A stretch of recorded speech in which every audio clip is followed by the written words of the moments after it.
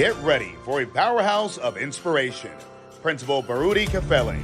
A highly regarded educator and a transformational leader, Principal Kafele has spent over 20 years in New Jersey's urban schools, making a lasting impact as both a master teacher and a turnaround principal. Under his leadership, the mighty Newark Tech transformed from a low-performing school to one of America's best, as recognized by U.S. News and World Report 3 times. A recipient of the prestigious Milken Educator Award, Principal Kafele is one of the most sought-after voices in school leadership and equity. He's delivered over 3,000 keynotes, workshops, and seminars across the nation, authored 13 books, including 7 ASCD bestsellers, and continues to empower leaders through his live-streamed AP and New Principals Academy. Please join us in welcoming the extraordinary Principal Baruti Kafele. And we are live. Good morning. Good morning. Good morning. Good morning. Welcome to week 277 consecutively of the AP and New Principals Academy. Let me see who we got checking in this morning. Right at the top, we got Yolanda McKinney. She said, good morning down in Texas. We got Mona Obamolak out in Orlando, Florida. We got Dr. Sonia Matthew, NBCT, in the building down in Maryland. Recently named Maryland Assistant Principal of the Year. We got Robin Snowden. I see you. Bay, Fresno, California. Looking forward. She said, looking forward to greeting our scholars on August 18th. Here it comes, Monday morning. Grace Castaneda is in the building. One of my school leadership fam, along with summer fam, along with Robin Snowden. We got Takesha High in the building, Virginia. Rod Laws, Hotep, Bay, Greenville, North Carolina. Yesterday was my official first day as a dean at a middle school. Thank you for your continued PDs. Hashtag elevate. I appreciate that, Rod, and much success to you in your ongoing journey to school leadership. Have a phenomenal, amazing, extraordinary school year. We got Dr. Rella Hicks in the building down there in Augusta, Georgia. Lisa Rivera's in Rhode Island. Ricardo Yanis, my man, is down in Houston, Texas. We got where we at? We got Shelnor Griffin. She said, good morning, everybody. Peter Finch, my man, out there in Washington State, Yakima, Washington, gets up early in the morning. That's much appreciated. We got Arlette Johnson. She'll be back soon. The former Assistant Principal of the Year in Connecticut. She's now principal, getting ready to get it rocking for the school year. We got Nadira Coley in the building, Newark, New Jersey. We got Constance Sherrod is in the building from Pearl, Mississippi. Rodney Richardson is here. This thing is jumping, y'all. Bear with me. A lot of people tuning in. Rodney Richardson, Hampton, Virginia. Drove through the other night. I was on my way to Northampton, Rodney. I thought Northampton would be next to Hampton. Didn't work out that way. Had a whole lot of driving to do past Hampton. Got in like super late. Must have got to bed about 3 o'clock in the morning. Rough summer. Peter Finch, I said already. Natalie Williams, where we at? She said, great, it's going to be a great year, and I agree with you. Lysandra Brackens is in North Carolina. Brandy, Prince Willis, I see you in Newport News, Virginia. Good to see you. That's another one of my summer fam, School Leadership Institute with Principal Kafele. David Bell, Benton Harbor, I see you. Good morning to you, sir. Alicia Fields is in Virginia. Marsha Poe is in San Diego, should be on soon. Another one of my summer fam, Summer School Leadership Institute with Principal Kafele, summer fam. Good to see y'all, man, tuning in. September Devon Vance is in the building. My man, Principal Otis Kitchen II, is in the building. And there's the queen of the castle. Kimberly Broughton Kafele is in the building. Tony McClenny, I see you. Battle Creek, I was just there. It was good to see you, Tony. And I was just in Battle Creek 2 weeks ago now. We had a great day, man. I said it last week, but I'm saying it again. We had a great day. There's Dr. Sheikah Houston in the building. So let me just give you the rundown, y'all. Sean Hurt, 10 o'clock. These are all Eastern time. These are all Facebook Live. Sean Hurt, turnaround principal, 10 o'clock, followed by Create and Educate, featuring Dr. Sheikah Houston and Dr. Tammy Taylor, followed by us, AP and New Principals Academy. Then we roll over to Sunday at 5 o'clock Eastern. And there you got Josh Tovar, Dr. Madi Moreno, and that's the PGP podcast. Again, that's 5 o'clock Eastern time. And there's Principal Tammy Taylor right there. That's Dr. Principal Tammy Taylor. There's Jasmine Harris, Principal Jasmine Harris in LA, Los Angeles. Good to see you. And there's the good doctor, the new doctor, Melissa Jones Chuna is in the building. I'm getting ready to wind it down, y'all. We got a lot to discuss this morning, man. I went buck wild on putting this agenda together. We got Vanessa Zeskin in the building. Tracy Calloway is in Atlanta. Stacy Joy is in LA as well. Chancellor Davis is in Las Vegas. Where we at? I'm getting ready to shut it down. Charlena Hattie is in Norfolk. Drove past y'all too the other night, man. I was all in that Tidewater section, right? And then I'm gonna close it out with my man Josh Tovar. Buenos dias. Good to see you, sir, and good to talk to you for a hot second last week. Good to see you. It's a lot of names here, a lot of folks I know. But I'm gonna shut it down now because we got a lot to go, and I got a nice little monologue for you this morning. So let me say formally to everybody, good morning, greetings, welcome to week 277 consecutively of the AP and New Principals Academy. Hey y'all, how you feeling this morning? I'm feeling good. You know, like I'm feeling good. I really am. But I'm worn out. Like I'm seriously worn out. You know how in the sports world, and an athlete kind of knows it's time to retire, right? Or an athlete kind of doesn't know it's time to retire. Well, I'm not ready to retire. Don't get me wrong, right? Like let me clean that up because somebody said that'll be on social media. Kafele's getting ready to shut it down. No, baby. But I am going to say this. My body knows that it's not what it was, right? I was looking at a video of myself yesterday that was posted by the Innovative School Summit, and I was just looking at how I was moving. I said, man, that ain't what you used to be, man. You moving slow on them stages, man. So it's like you start just kind of realizing it, and that you're getting older. I got 65. I'll be 65 in 2 months, right? It's coming, right? So it's like But you just move differently and keep doing it. So I'm gonna keep doing it. I ain't going nowhere. But I don't know that I'll be doing these 5-day-a-week back to back summers anymore. I think that this is a finale, right? This is just too much, particularly with the air travel. I've never seen anything like it. That is just off the charts. Just you can, like, when you go to the airport, you can just guarantee pretty much to yourself that you're going to be delayed, that you're going to miss your connection, right? Or your flight will be canceled. And now you got to figure out how you're going to get there. So that's why I've been arriving to these hotels on average between 3 and 3:30 in the morning, finally getting settled and into bed by like 4 o'clock, and then getting up at 6 and speaking all day. That's just not healthy, but that's how I've been living. And that's what it is. Hey, man, let's go. So I'm feeling good. And my hope is that you all are feeling good as well, particularly at the beginning of the school year. Some of you have already started.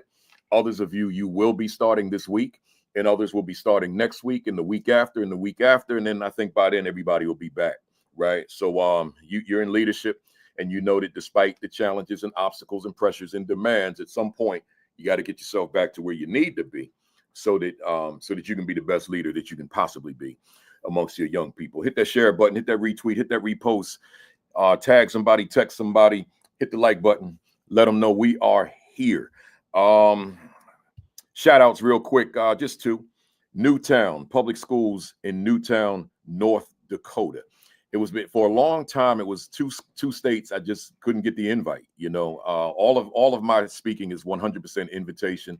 I've been blessed that I've never had to make cold calls and call people and send out stuff, promotional information. I've been blessed, and that's all it is. There's nothing special about me, right? I've just been blessed that I've never, ever in my life reached out to somebody and said, can I come and speak? I've been blessed to get just invitations. I think I do some things right in order to make that happen. If you want to understand what I mean by do some things right, go to my YouTube channel at AP and New Principals Academy. Scroll down where it says becoming a professional speaker, and I gave away 9 hours of content where I'm showing the prospective speaker or the speaker who's not where they want to be. I'm giving you all my game. I'm giving it all. It's all there. It's right there. 5 videos, 9 hours. It's just that you have to have the discipline to watch a video for 9 hours. It's 5 videos to learn how I've done it.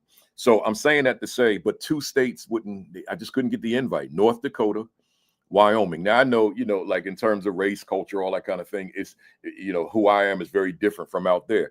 But I've spoken in South Dakota, I've spoken in Montana, I've spoken in Idaho, I've spoken in Utah, all them places. So, that's not an excuse. So North Dakota, Newtown, under the leadership of Superintendent Bluestone, saw fit to bring me to North Dakota. So I spent the whole morning out there, and we had a great time, man. We had a great time, man. I met a lot of good people. I bet you some of them are on here right now, but I want to highlight one of them, my man Kyle. I met this young man, Kyle. If you're on my Facebook page or my X page, Twitter, you saw the picture of he and I. He's a young man, originally from Michigan, but migrated to North Dakota, to Newtown. He's a kindergarten teacher, and he fired me up, and it was so simple. Sometimes it takes the smallest thing to get somebody like amped.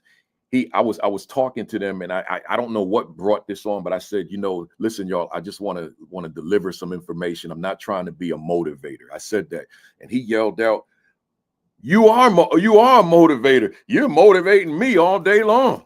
And I just, that kind of feedback really made me feel good, particularly being in a space that wasn't my normal space. Driving there, the hotel was an hour and a half away. And when you're driving, all you see is farmland, cows and bulls. That's all you see. But farmland beyond what the eyes can see, right? It's just that much. And that's the only scenery you have. Hardly any radio stations work, but somehow ESPN talk radio did work. So that kept me occupied. But just Kyle saying to me, you've been motivating me the whole time. And I wasn't even trying to be a motivator. I was just trying to deliver some information. And that's a good thing. So shout out to Kyle if you're on here. And I won't even tell the other parts because I'll keep that between us. But the young man, and I'll say, and his family, they were special for me. Good stuff. Shout out to Northampton Public Schools. I didn't know that. I guess I didn't realize there was like a separate peninsula in Virginia. I shouldn't even be admitting anything like that. Y'all might look at me and say, man, you dumb, man. But I didn't know. I thought that it was just Virginia.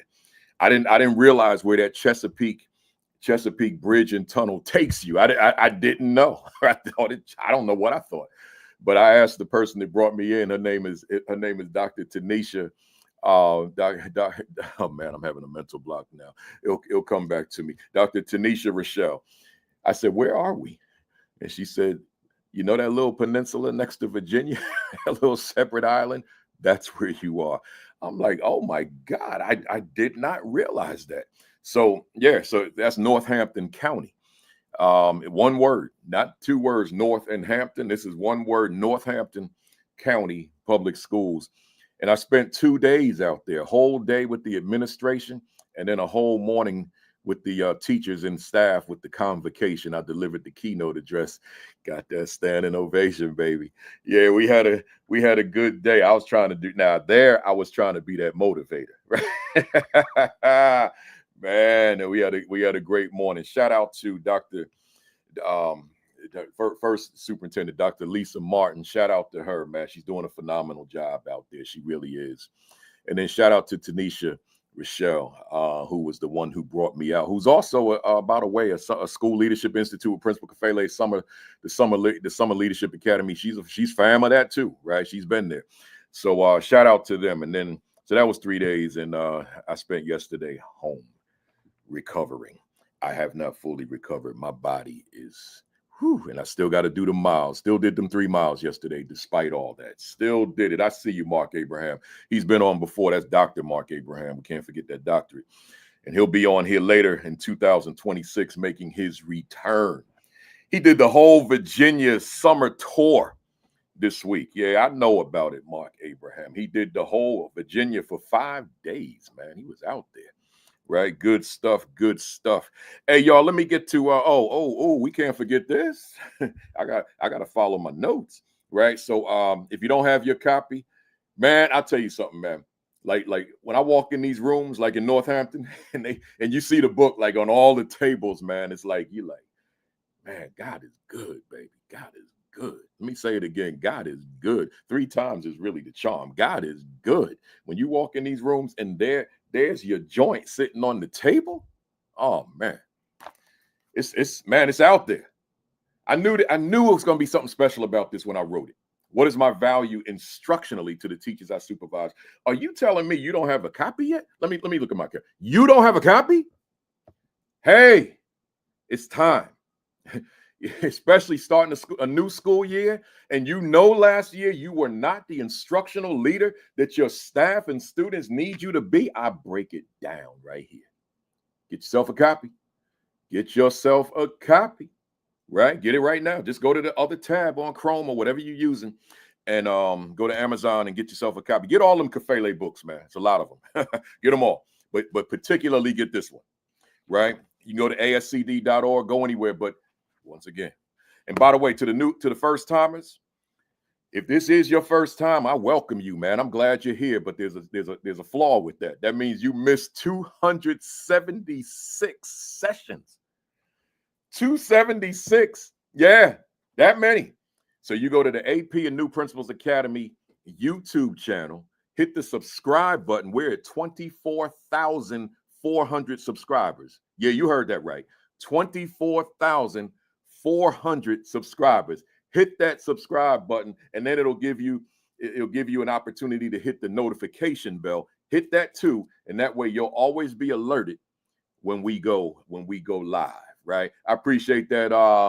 I hope I pronounce this right. Shelly Leonard. She said, "Great book, if I might say so myself." All right, y'all. Let me jump into this monologue, man. You know, all August, I'm doing all these convocations, right?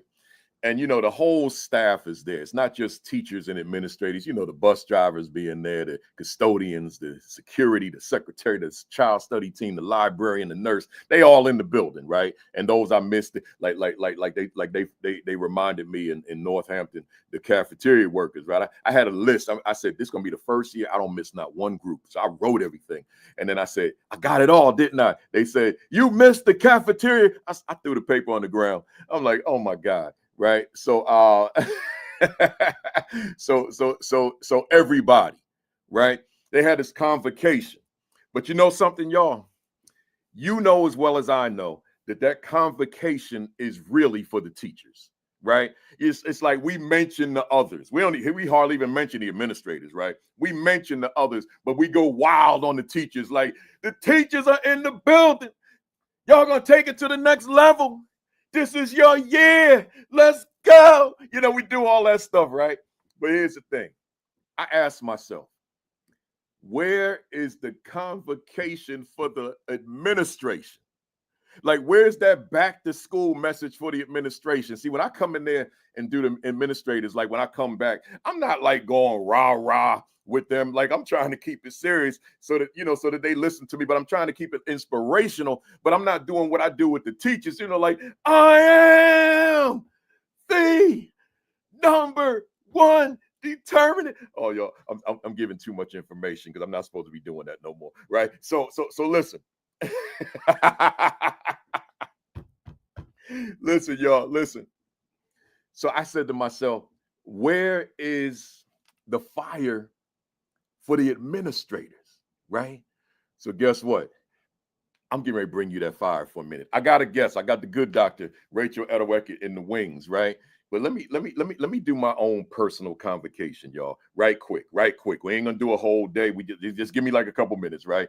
Listen, y'all, I'm calling this a back to school message for school leaders, right? A back to school message for school leaders, right? And then subtitle, just one school leader can completely shift the trajectory of a child. Y'all ain't hear me. Just one school leader can completely shift the trajectory of a child. What am I saying? Listen, y'all, every one of you on this call, every one of you who will see this video, at some point you made a decision. Someone may have steered you, someone may have encouraged you and pushed you, but at the end of the day, you had to make a decision. Is this school leadership thing something I want to pursue? Do I want to go back to school, graduate school, and work toward a master's in education administration so that I can one day become a principal, an assistant principal, a school leader, a school administrator? So you made a decision. So in the early phases, depending on your situation as to why you went to grad school, you may have had some level of anxiety, some level of trepidation. You didn't know, but we'll put that on a spectrum. So that's over here. But way over here, here's the one that said, yo, I want this because I know if they put me in a building as a principal, that school is going to shift. So you got the two sides of the spectrum, and then you got everybody in between. In full disclosure, I was that one that said, yo, put me in there. I was him, right? You know how the slang, how the kids talk? I was him, right? So I said, yo, just put me in there. And you're going to see the change. You're going to see the shift. You're going to see the transformation. You're going to see the turnaround. I was him. So here's what I'm saying. At some point, we all got to that place. And you said, all right, I'm here, man. We're going to take this thing. But you know something, what happens? Sometimes life gets in the way. Sometimes life gets in the way, and then all that fire we once had, all that energy, all that excitement, all that enthusiasm we once had gets doused like some freaking water, right? So now it gets doused, and now you're not the one you used to be because life got in the way, or you didn't know how to navigate the pressures, the demands, the obstacles, the challenges. You didn't know how to navigate that. So now this thing that you were once excited about, you lost your excitement. And now it becomes a job. This thing that was your mission has become your career, right? Those are two different things. So I'm saying this to you. I got 5 questions and then I'm going to be quiet. Take these 5. They all got 3 words. Take these 5. That's all I'm asking. Take these 5 questions of 3 words each and infuse them into your leadership, into your practice, into your psyche, into your heart, into your soul. Take ownership of these 5 questions. Question number 1, who am I? That's number 1. Who am I as leader of my school? Who am I as assistant principal in my building? Who am I? How you going to walk in that building and you're not clear on who you are as the leader of that school? You got to embrace, like, who am I? Am I like okay? Am I average? Am I mediocre? Who are you? Can you see yourself without you necessarily sharing with others that I am somebody relevant, who's well prepared, who knows his stuff or her stuff, who understands the role of leadership, and I'm ready to walk in there and get it done? I'm asking you, who are you? So you got to ask yourself the question, as the leader of my school, who am I? Does your leadership go beyond the job description, and you see yourself as that advocate for your kids, as that activist for that school, as that fighter that's going to do everything that is necessary within your means to take your school to heights that it's never been? I'm asking you to ask yourself, who am I as it relates to my leader? We in convocation mode for the leadership. You better hit that share button, hit that retweet, hit that repost, tell somebody Kafele is going in the monologue. Number 2, what am I? Ooh, what am I? So you got to go to your mirror and you got to examine like what am I in this capacity of leader, right? Like when I say, what am I can use some of those words once again. Am I going in there as just an educator? Or am I going in there as more than just an educator? See, when I went in there, I'm gonna borrow the words from the first question just to keep it simple. When I went in there, I said, you are more than just the principal of this building. You are an advocate. You are an activist. You are a change maker, right? You are a creator of dreams, right? You are a creator of hope. See, what are you, right? You are a creator of ambition. You are a creator of purpose. You are a creator of developing a mission. You are a creator of developing a sense of vision. You are a creator of developing a sense of disruption that you're going to mold and shape young people who go out into the world and say, I don't like what I see. I'm going to disrupt this status quo. What are you as a leader? Coupled with who are you? Number 3, I told you I just got 5. Number 3, why am I? I'm talking about, why are you in the building? What is your why? What is your purpose? What is your reason? What is your because? What's your why? Because I'm going to tell you, fam, you cannot lead optimally if you are not firmly rooted, planted, grounded in your why, in your purpose, in your reason, in your because.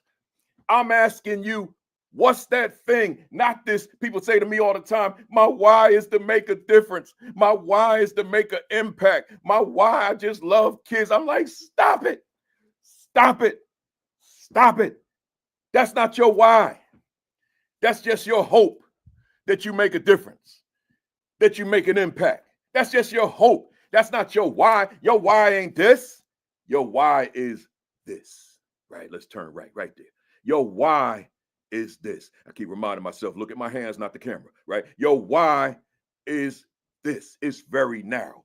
In other words, what's that thing that you say, I will not stop. I will not rest. I will not nothing until this thing is accomplished. See, that's your why, right? This thing. Like, here I was, black boy, and y'all know my story. I ain't got to go into it. So I walked into that classroom in 1988. I said, my why is to prove that these young men can achieve at levels that nobody conceptualized. And I took that for my next 21 years. My why never shifted. What's that thing that you said, I will not rest, I will not stop, I will not sleep until this thing is accomplished? See, that's your why. And you really know it's your why when the stuff starts hitting the fan. That's when you find out. Because see, if the stuff starts hitting the fan and now you waver from your why, then it was never your why. See, that's when you know. Right? When all them pressures start coming, all them demands start coming, all them obstacles start coming, all them challenges start coming, and then you start wavering, well, let me try something different. Then that was never your why in the first place. See, when it's your why, you like that big oak tree, you planted deeply into the ground. Them roots spread widely into the ground. Can't nobody knock you from that because you are firmly planted and grounded. So that was why am I? Number 4, how will I? Hey, y'all, let me say something to you. If you missed week number 275 when I went solo and talking about your leadership blueprint, go back and watch that, right? That speaks to this question I'm on now. How will I? See, it's one thing to have a why. It's one thing to have a who. It's one thing to have a what. But do you have a how? See, your how is your strategy. Your how are your solutions. Do you have a how? Because anybody could walk into a school with their chest out, shoulders back, head up. I'm here. But now that you're in the building, what you going to do with it? Do you have a strategy? Do you have a plan? How are you tapping into your staff? How are you tapping into the community? How are you tapping into parents? How are you tapping into children? And how you going to navigate this very difficult path? See, what is your how? Don't get caught up. A lot of people get caught up into the why and leave the how for secondary. No, you put that how right up there with that why. That how matters. And last one, where will I? Hey, fam, you can't walk into the school without a vision. Like you got to already see yourself in the space before you get there. Before you take the first step, you already see it. It's in your mind's eye. It's there. So where will I? So now when you walk in, you already see the blue ribbon. If you already got one, the second one. You already see the Title I Distinguished Award. You already see all the awards that are out there that they give schools for making progress or high academic achievement, right? But then the concrete, the goal, the actual goals that you set in terms of your numbers, they right there. So you walking in there knowing, because you're the leader, because don't ever forget that question that I posed to the world. Is my school a better school because I lead it? Once again, is my school a better school because I lead it? See, you gotta know that. You gotta be able to answer that. It's because if you like, I'm not sure, then that's probably not the place for you. But then that other question, does my leadership benefit my school academically? You got to own that. And then that new one I've been throwing at y'all. What is my value? Instructionally to the teachers I supervise. Ooh. Hey, y'all, I'm wrapping it up, but let me say this to you. Hey, y'all, hey, fam. See, y'all fam of this academy. That means you my fam. Let me tell you something. Y'all got this, man. You know, I know it's cliche, but it ain't cliche right now in real time at 11:28 Eastern time on a Saturday morning, the 16th. Hey, fam, y'all got this, man.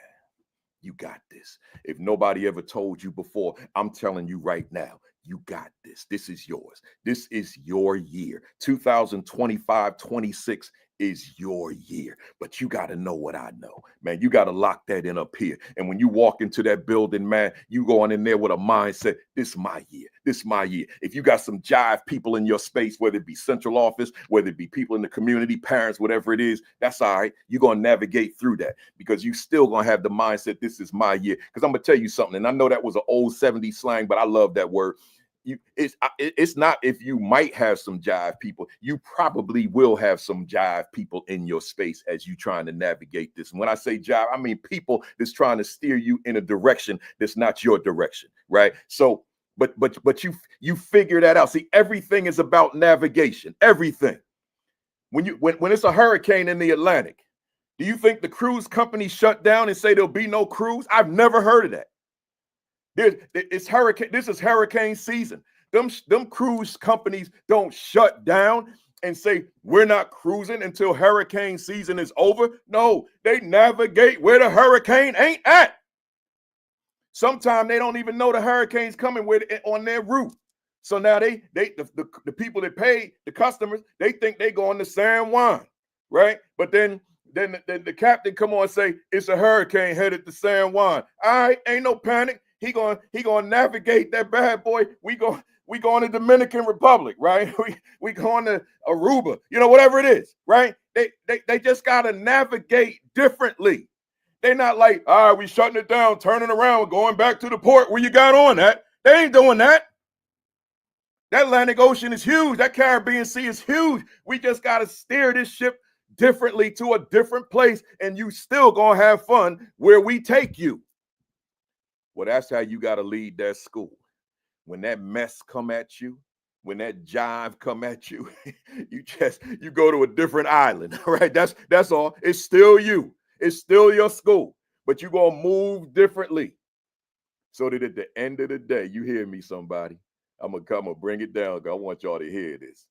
So at the end of the day, you have reached your goal, your vision, your destiny, because you did it right. Enough said, y'all. Oh, I'm sweating, man. I'm glad I wore a black shirt because this joint is wet. Oh my God. Look at all that water. I might have to pull the hat off.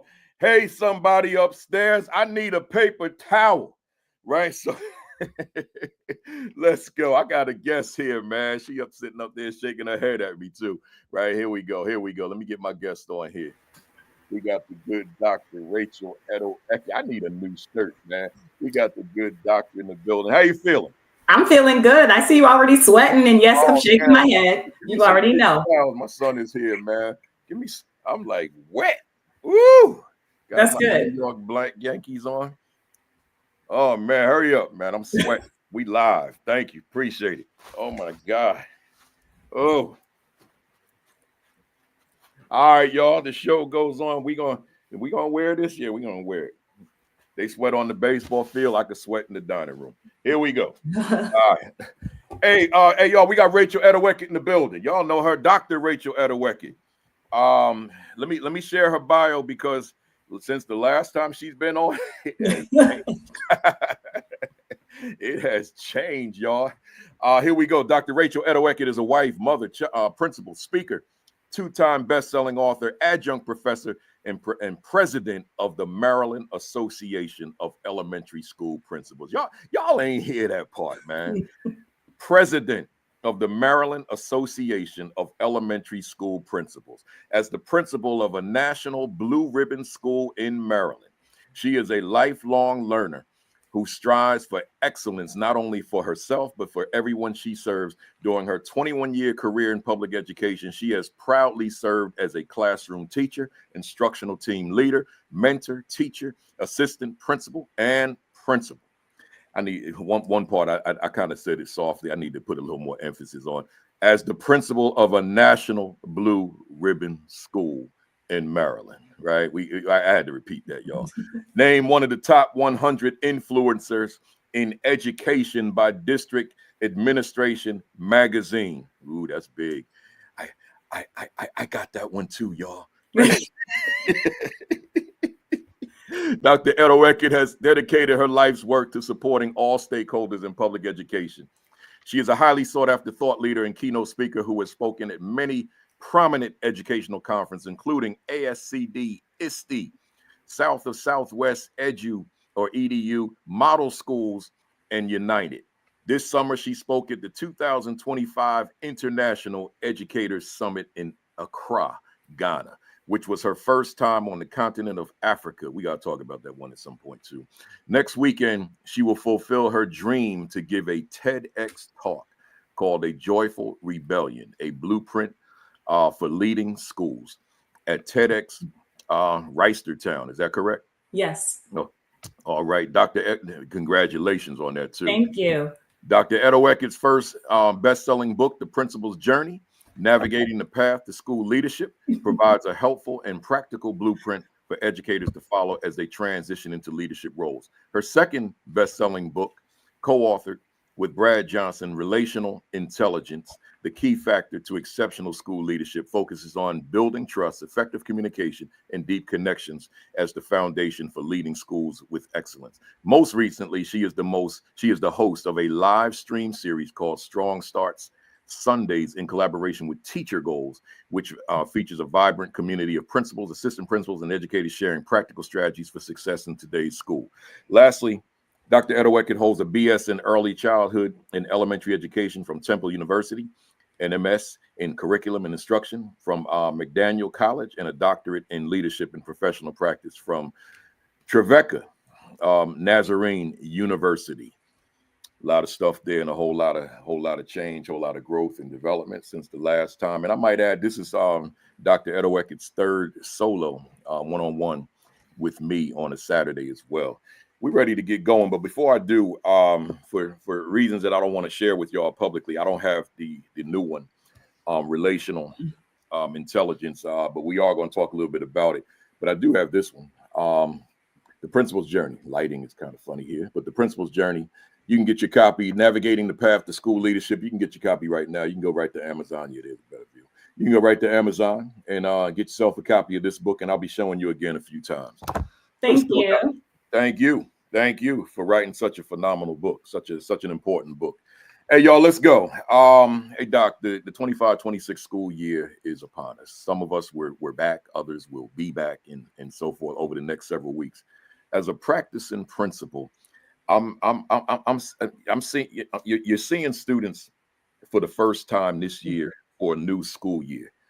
My question to you is, what are you particularly, and this is for you, this is not a for the audience question. What are you particularly excited about for the start of a new year with children coming back finally?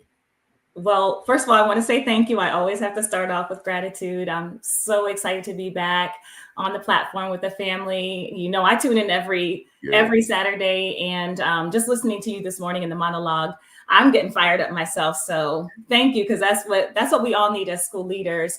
But I think for me, getting into year 2, you may not know this, but I think some people know I moved schools last year. So I had a new school, a wonderful school called Waterloo in Howard County, Maryland. And I had been in my previous school for 9 years. So the school year last year was very exciting because I was in a brand new place with brand new community, new students, new families, and new staff. And really getting that time to build relationships and get to know people was an exciting process. So for year 2, we're just building on that momentum.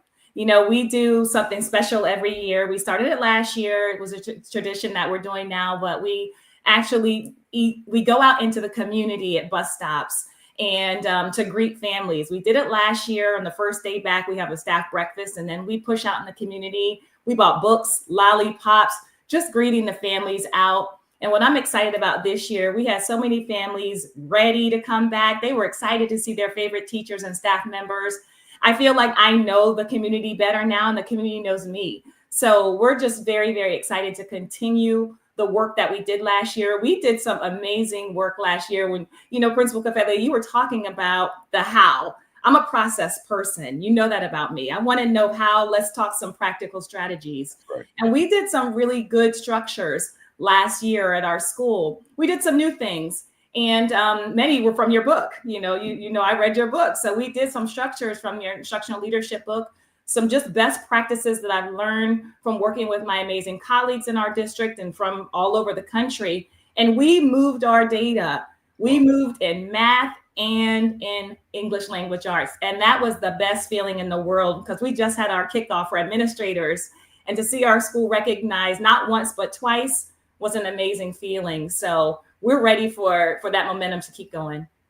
I love it. And you know, I'm only going to say this because I saw it on your Twitter page. If I didn't see this on your Twitter page, what I'm about to say, I would not say.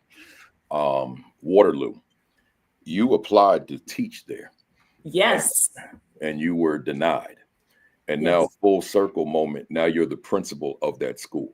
Right. So to the fam out there, you know, when folks say no for what, you know, whatever it is in life, don't get discouraged, because they said no, she couldn't teach there. So she found a job she got hired somewhere else. Yeah. But here, full circle, now she is the principal of the school that she couldn't teach in years ago. Right. Yes. So don't be too discouraged when they say no. Right. Just, you know, we talked about the navigation in the monologue. So just navigate right, and you'll come full circle, and you'll be right where God intends for you to be. Right.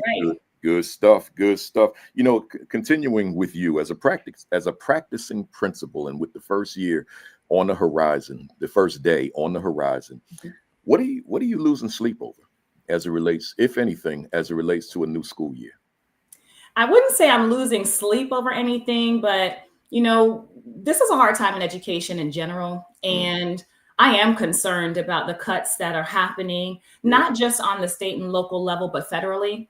You know, we've been following those cuts to things, basic needs, right? Food. You know, there's a lot of students and families and communities are going to be negatively impacted by that. So I wouldn't say I'm losing sleep over that, but I will say it has forced school leaders to be more creative. This is the time now where we have to step up and say, who can we engage as community partners? Who can we engage in terms of our families? Who has what resources? Because the needs are still there. They're not going anywhere because something was cut. In fact, it means we'll have more needs to take care of. So one of the things that I'm working through with our school team staff, we're mobilizing our student support team, our SST, our PPW, pupil support workers. Who are the people that we can call upon in our community to really bridge that gap? And that's something that every school has to do, not just rural, suburban, urban. Every school and every school leader has to really think about how we can maximize the resources that we do have, because we know the resources are going in the wrong direction. The funding is not where we need it to be. So I'm both energized and a little bit anxious about it, but I'm confident school leaders, we're going to figure it out. We always do. We always do. You know, I share your confidence that we will figure it out. We will, as Dr. King said, overcome. But, you know, to the folks out there watching who are also presenters, whether it be as a full-time or whatever, we're feeling it on that level too. I've been out here in these speaker streets for 14 years now as a self-employed presenter. My fall calendar is not what I'm accustomed to. Right. It's I'm not getting those invites the way I did. The good thing for me is I don't really want them that bad anyway, because I'm ready to kind of be home a lot more. But the reality, though, is that I'm not getting the same volume of calls. And that's because the money's not there. Right. So therefore, if I could just say to those folks out there who are watching or who will see the video, who are speakers, and you got some anxiety because a lot of y'all reach out to me, then you gotta move differently. Got to move differently. They still need professional learning, but you got to move differently, right? And that may include doing more virtual than you probably did in the past, right? Because that's a lot less expensive for the client. Good stuff, good stuff. You know, Dr. Rachel Edoho-Eket, or Dr. Edoho-Eket, I have been doing all these convocations, as I said in the monologue, and I mean the energy in those auditoriums is high. Right. The excitement is in the air. The enthusiasm's in the air. The energy is in the air. You know, like they don't need me. I'm just the icing on the cake as the keynoter, but they pumped. Mm-hmm. It's the beginning of the year. But my question to you as a leader now, and this is me asking you a question now for everybody on the call. How do we keep that energy high going into the first month, if not the second month, the third month? How do we keep folks up here? Because we know that we can start here, but by the time we get to mid-September, you know, in your case, in a lot of schools' case, August, then we down here, right? What are your thoughts? Yeah, I mean, that cycle is real. We know we start up here. Then, like you said, when we hit about September, October, we hit a little bit of a plateau, and then we get the next break, and maybe Thanksgiving time, we get up again. But the first thing that I'm always going to recommend is that educators, leaders, we take care of ourselves first. Anybody who knows me knows that I am passionate about taking care of yourself. And I know that that's somewhat counterintuitive, because as leaders and as teachers and educators, we want to serve everybody. We want that. We want to give of ourselves as much as possible and pour into other people so that they can benefit and get what they need. But I'm going to talk about it later, but I have been in a space where I have depleted myself so much, I was of benefit to nobody. So it's really important that we take steps, incremental steps, intentional steps. So I like to say, if you don't take a break, your body will take a break for you. That's a fact, right? So sometimes you're not going to get a choice. So if you want to be in more control and take a choice, take a day off. It's not taboo. Take a half a day off. Take an hour off. Do what you need to do in order to come back to school ready the next day, because the children are coming. The families are here. But we have to show up as the best version of ourselves if we're going to serve people in a way that they deserve to be served. And so I always tell school leaders, I know that it is guilt, and sometimes we deal with that guilt, but we have to first make sure we're eating, we're sleeping, we're exercising, we're doing what we need to do to be of a sound mind and body so we can make good decisions on behalf of our students. So number one, it's not something where where you need to take a vacation and spend a lot of money. Sometimes it is taking an hour off and say, I just need this hour to myself. Sometimes it's coming home after work and saying, I need 30 minutes to veg. I will sit and watch reality TV for 30 minutes. That's pretty much what I need. I put my feet up, I have my popcorn, and I just sit there. I'm not thinking about school in that moment. I might take a walk, whatever it is, do it. It doesn't have to be expensive, but you do need to take that time, because otherwise your body is going to take that time for you. and then you're going to have a bigger problem. So definitely take care of yourself. I know, Principal Cavele, you know that walk because you've been in the same position and you've had to shift from there. Yeah, I want to stay there for a minute. Hey folks, hey fam, did you hear that? Where Dr. Edoho-Eket said you gotta just carve out some time, right? Just some me time, right? To do those things that you used to do before you were in leadership, right? So watching television, whatever it is that you like to watch, right? But that me time, getting that snack in, not overdoing it, but that me time, having that snack, doing what you want to do. Let me put school over here. I'll come back to it. Mm-hmm. That matters. And I know there's a lot of new people that are on here, and probably in that first year, a lot of that's not going to occur because we think we got to go so hard in that first year. And I understand that. I can relate to it. I think all of us can relate to that first year, right? But at some point, you gotta be able to just carve some time out for you, as Dr. Edoho-Eket so eloquently stated. Doc, I'm still on that convocation. And again, that energy, excitement, and enthusiasm of administration. Mm-hmm. That's high too. They're not in there yelling and screaming. Well, let me take that back. Some of them are, right? But they can lose their energy during the school year too. They can lose that excitement and enthusiasm within the first month as well. Mm-hmm. As a practicing principal, having been doing it for a while, what is your advice to school leaders out there in terms of being able to keep their level of enthusiasm, energy, excitement for this work, for their leadership way up here? Yeah, I have a lot of strategies that I have had to use that I know my colleagues are using. I'm just going to give you two simple ones. Mm-hmm. The first one is finding moments of joy in your day or creating moments of joy. It may not be something that is going to be, 2 hours of your day. It might be having just one conversation with somebody that is meaningful, making a connection with somebody, even talking for 10 minutes. You can really lift up your spirits and somebody else's by showing that you care about them. Again, our teachers and staff are working hard every day. We're working hard as administrators, but how many people have actually stopped to say, how are you? And not just how are you doing? Because we know our automatic response, I'm fine, I'm good, I'm great. But oftentimes if we pause one more time and say, wait a minute, how are you actually feeling? How do you really feel? When you ask that second question, people will go, oh, I'm so glad you asked. And you're going to get a totally different response. So I think just taking the time to ask how someone is doing is great. And I tell my staff too, ask me sometimes. I appreciate when people check in on me because I'm the strong one, right? I'm the person, I always have something going on. But it is nice to have that connection, even just for 5 minutes. Another thing, and you talked about this too, going into a classroom where there's amazing instruction, there's great learning happening, that energizes me.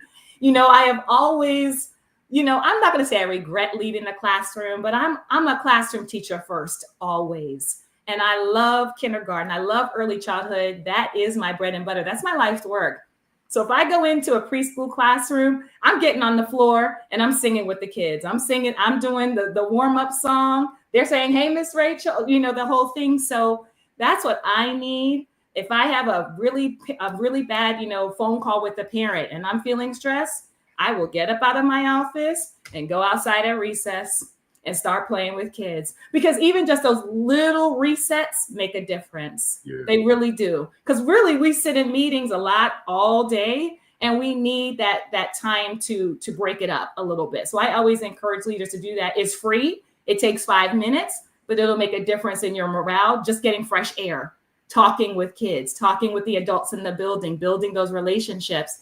And then another one I'm going to share is celebrating success. Sometimes we wait all year to say, oh, what's our statewide test score? We don't have to wait till June and July to celebrate the work. Some of the celebration might be students did goal setting. They did a great lesson. And you see the look on the children's faces as they're discovering something new. It might be a great science lesson, art lesson, math, whatever it is. You are celebrating that with the teacher. You are amazing. Look what you just did with this student. Those things make a big difference in keeping everyone motivated. And I know for me, our school district is nice because administrators, we meet every month and they will give a celebration every month. They're going to find something to celebrate. It might be, hey, we improved attendance by this amount, or this school did this. That's really important for us, because then I go back to our school and I'll say, hey, we smashed our attendance goal this month. Let's keep it going. So those incremental celebrations, I don't care how small they are. They might be big, they might be small. They need to be communicated. Communicate with your community. Communicate it publicly so people know the good work that's going on in your school. Love it. And Josh talked about you in those races with the kindergarten students. Josh, you know I didn't race kindergartners. I raced the fifth graders.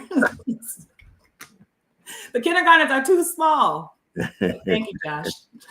Yeah, the fifth graders. That's probably a lot of fun too. Yes, but I had to retire from that because I almost pulled something a couple years ago. So I'm doing some different stuff now. Yeah. For those that don't know, Dr. Edoho-Eket was a track star, right? So so that's in her DNA as well. To nuance the question that I just asked you, you probably answered it already, but let me throw it at you anyway. So therefore, given, as I think about the question I'm getting ready to ask you, I think about that principalship. It can be overwhelming. Mm-hmm. There's just a lot, and I think about the environment that I worked in. There's just a lot coming at you. How, and again, this is just a nuance of what I already asked you. How do we keep that role, principal leadership? I'm gonna get to the AP in a little while, in a few minutes. How do we keep that role fun?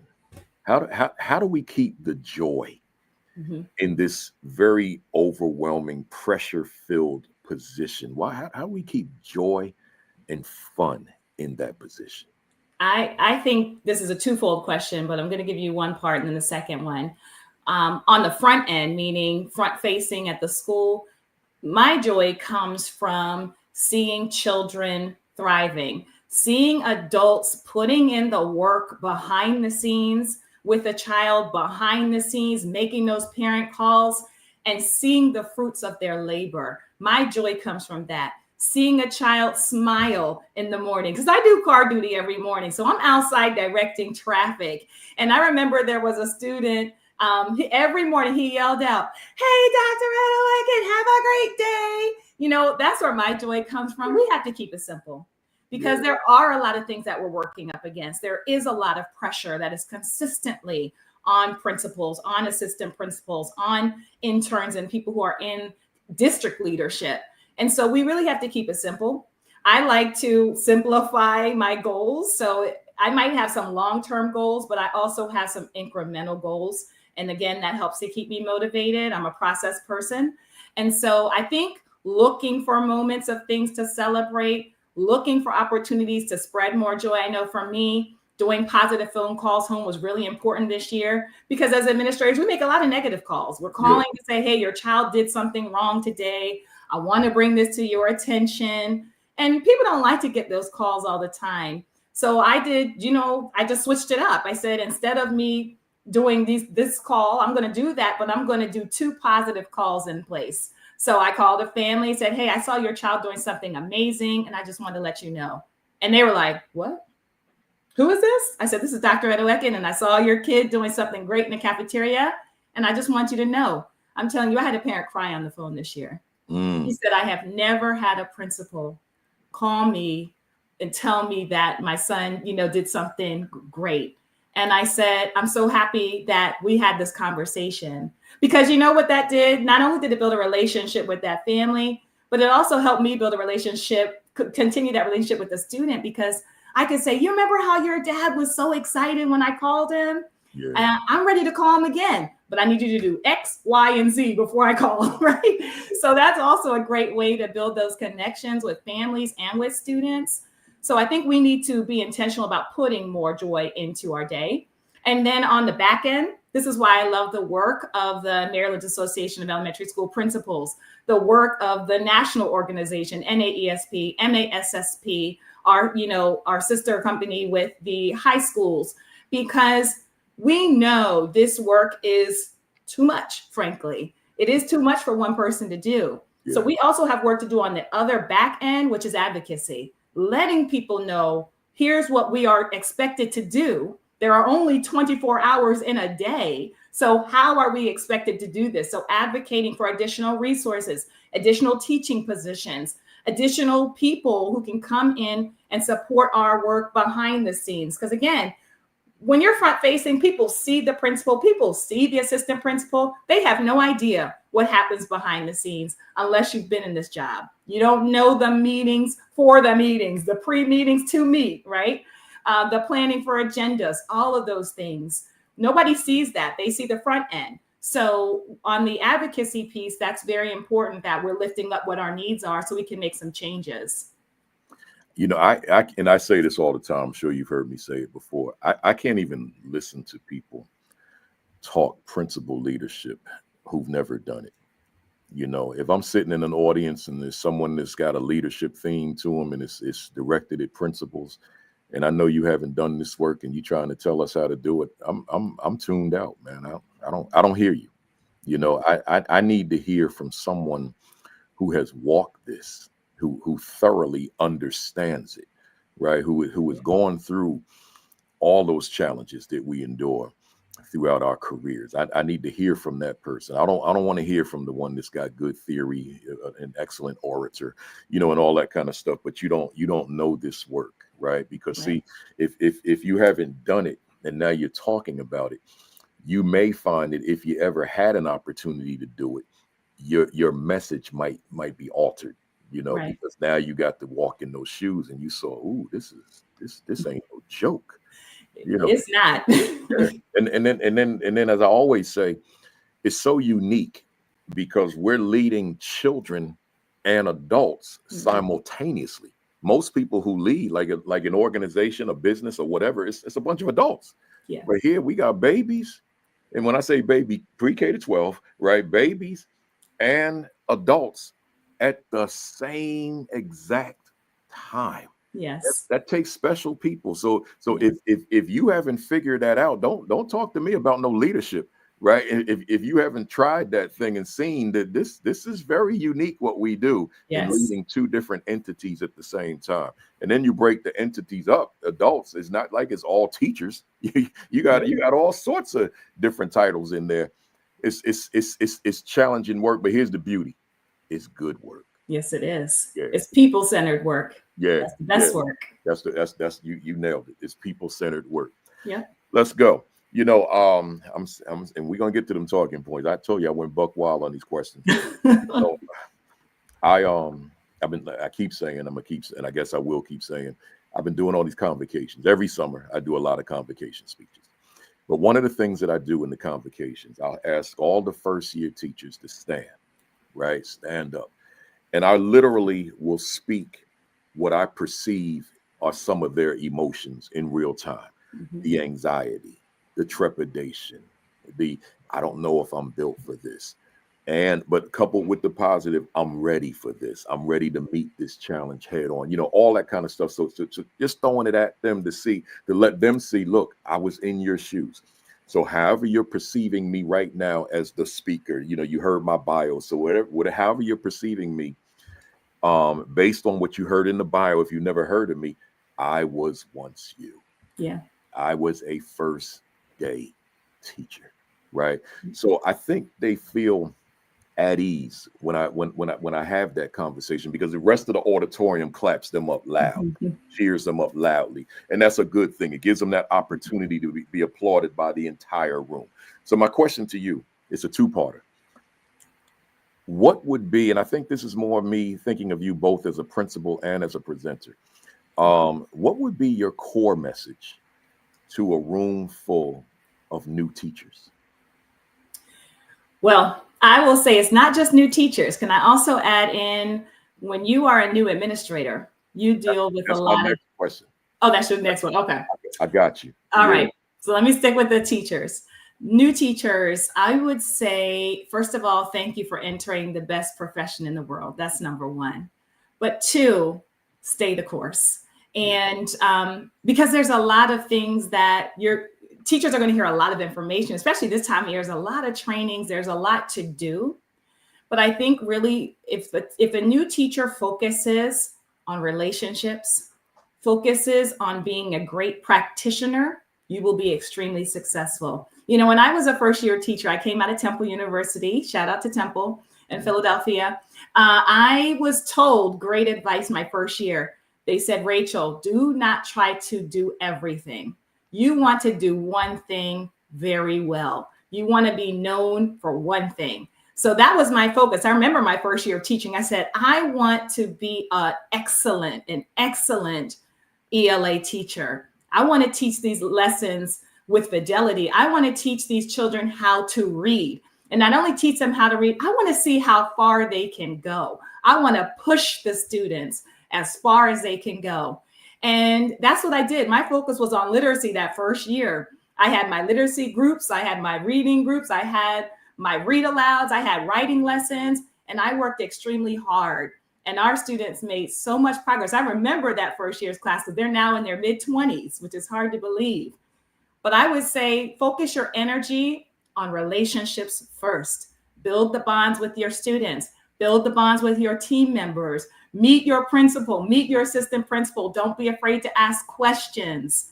Meet with your families. Build that time in with them, because it's going to pay dividends for you later when you are, able to push kids as far as they can go. I still hear from families from my kindergarten that said, you set my child up for success. You helped get them on the right foot. That means so much to me, because I just love pushing. I'm an athlete. So if I can go this much harder, I'm doing it. So if I can push you a little bit, we're going there. So I appreciate that time my first year. And that would be my advice for a first year teacher. Love it. Love it. Now, this part B, and if this is not the question you're going to ask, give me this and what you were going to say. What is your message to principals of first year teachers relative to ensuring that first year teacher gets the support that's required for that teacher to grow and ultimately for that teacher to remain? Yes, this is a great question. And I just did a podcast with University of Maryland this week talking about teacher retention and how to recruit and keep teachers.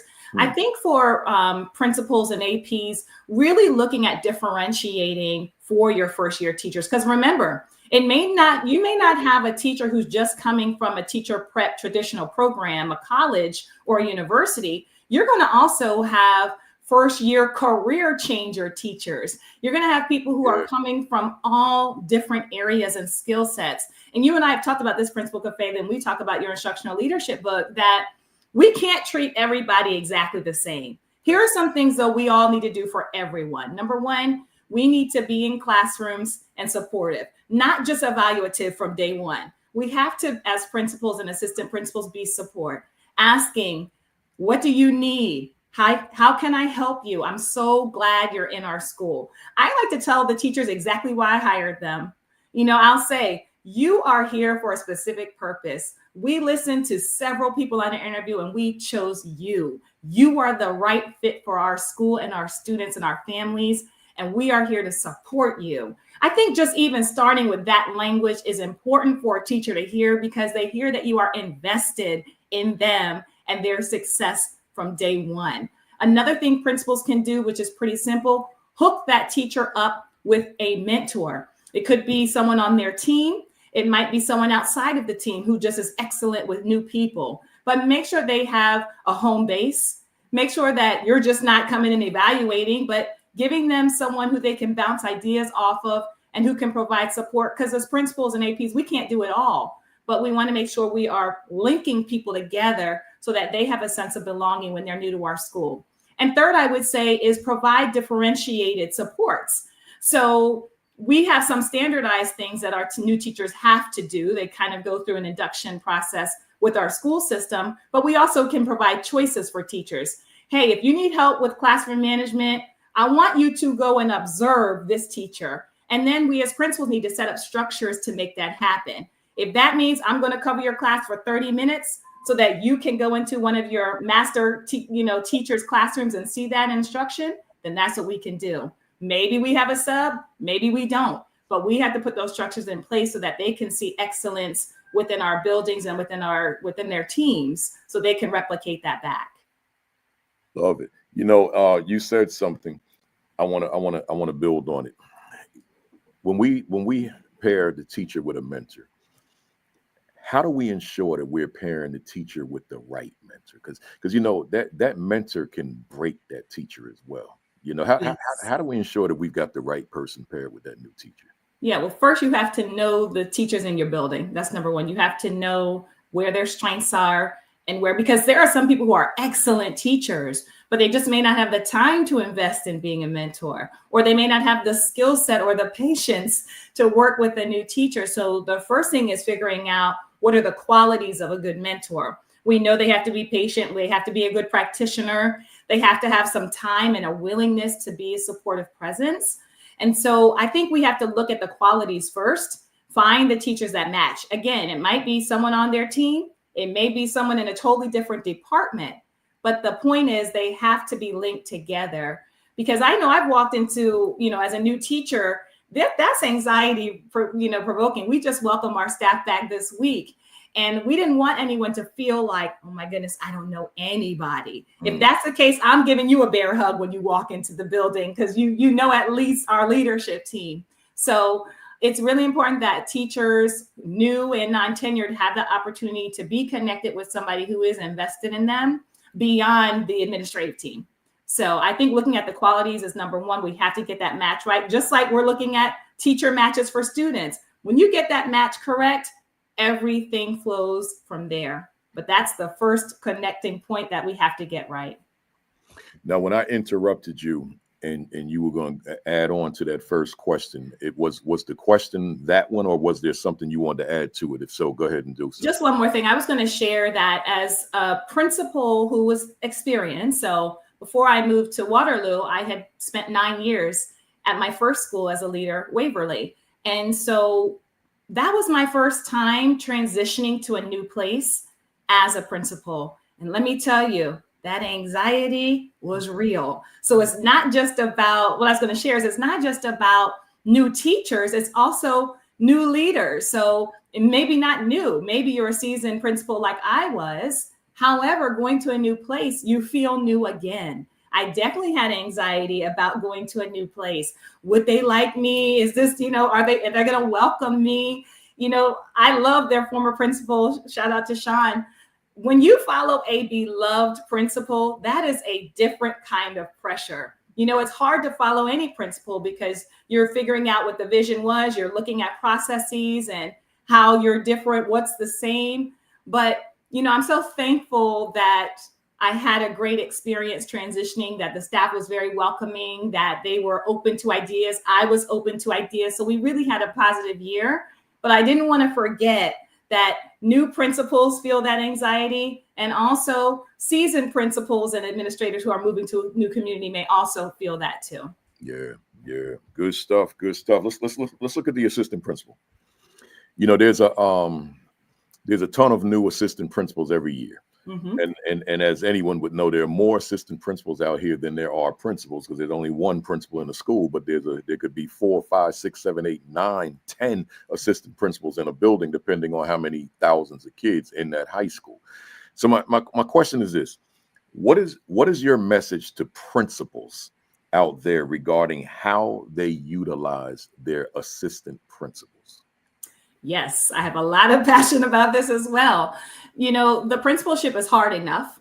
And so we have to really invest time into making sure that we're pouring into our assistant principals.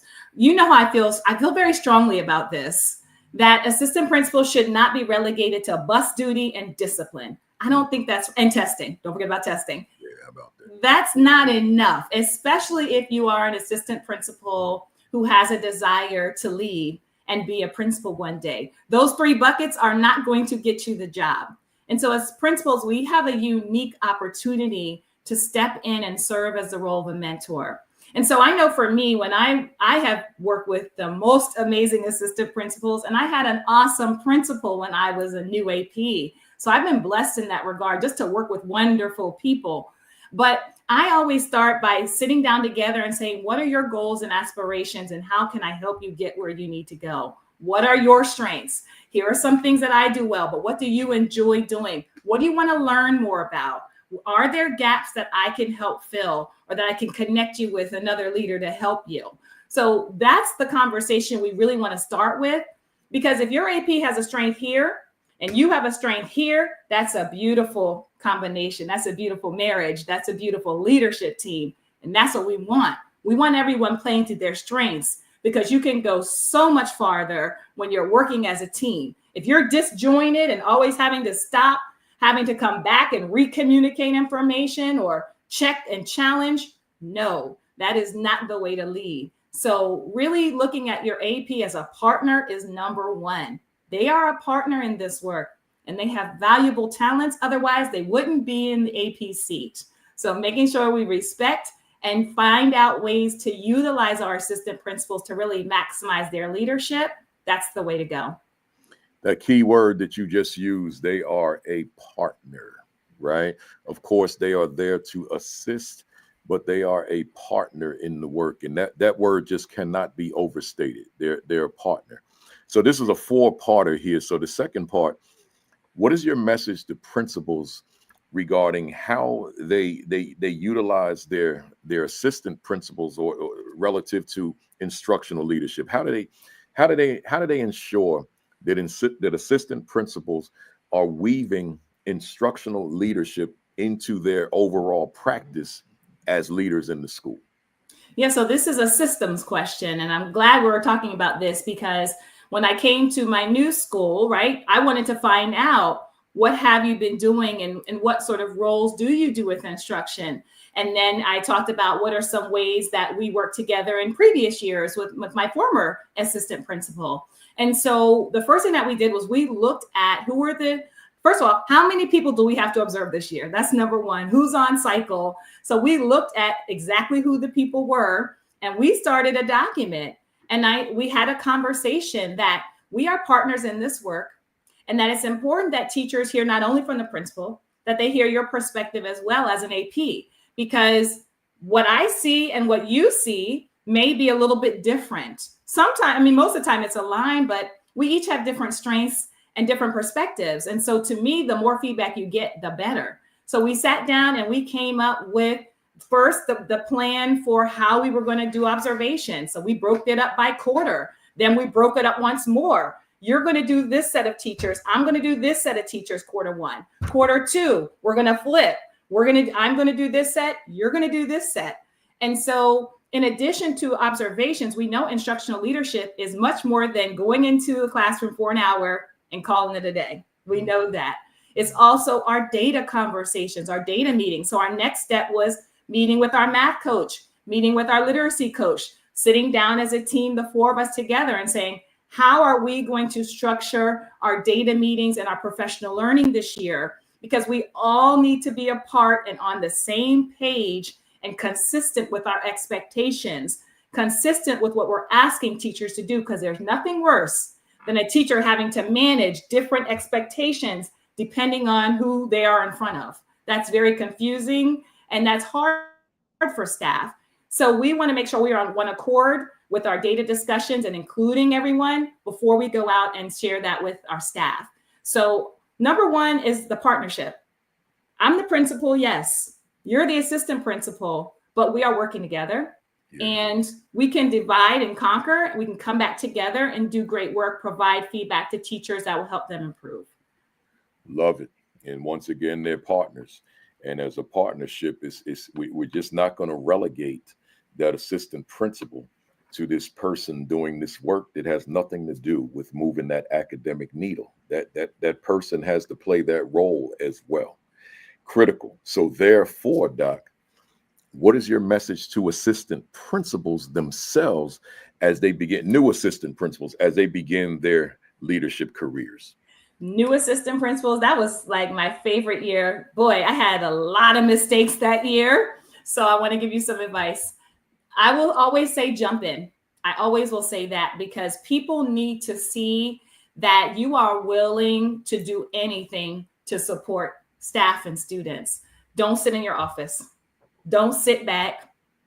Jump in. Ask people, hey, how can I help you? What do you need? That's how you build relationships genuinely with people. You're a supportive presence.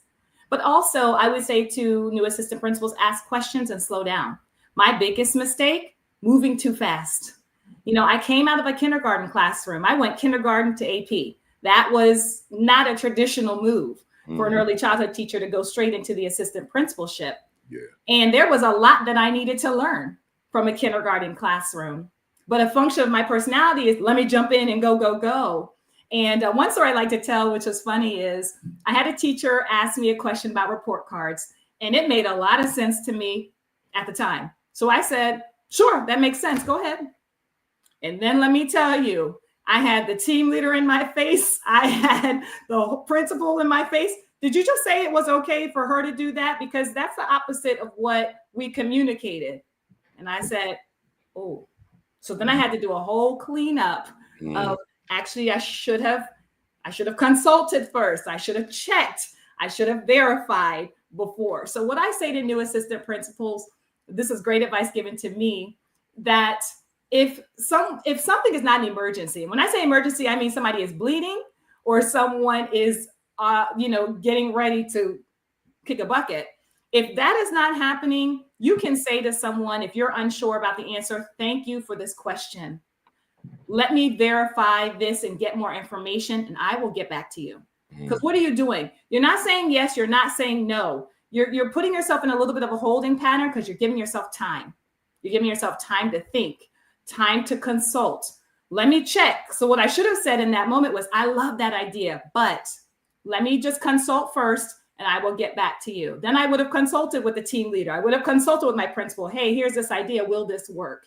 And then listen to the feedback. So I always tell APs, you can jump in, but just make sure you're taking your time when you are, being posed with lots of questions, because that just comes with the territory of being new, right?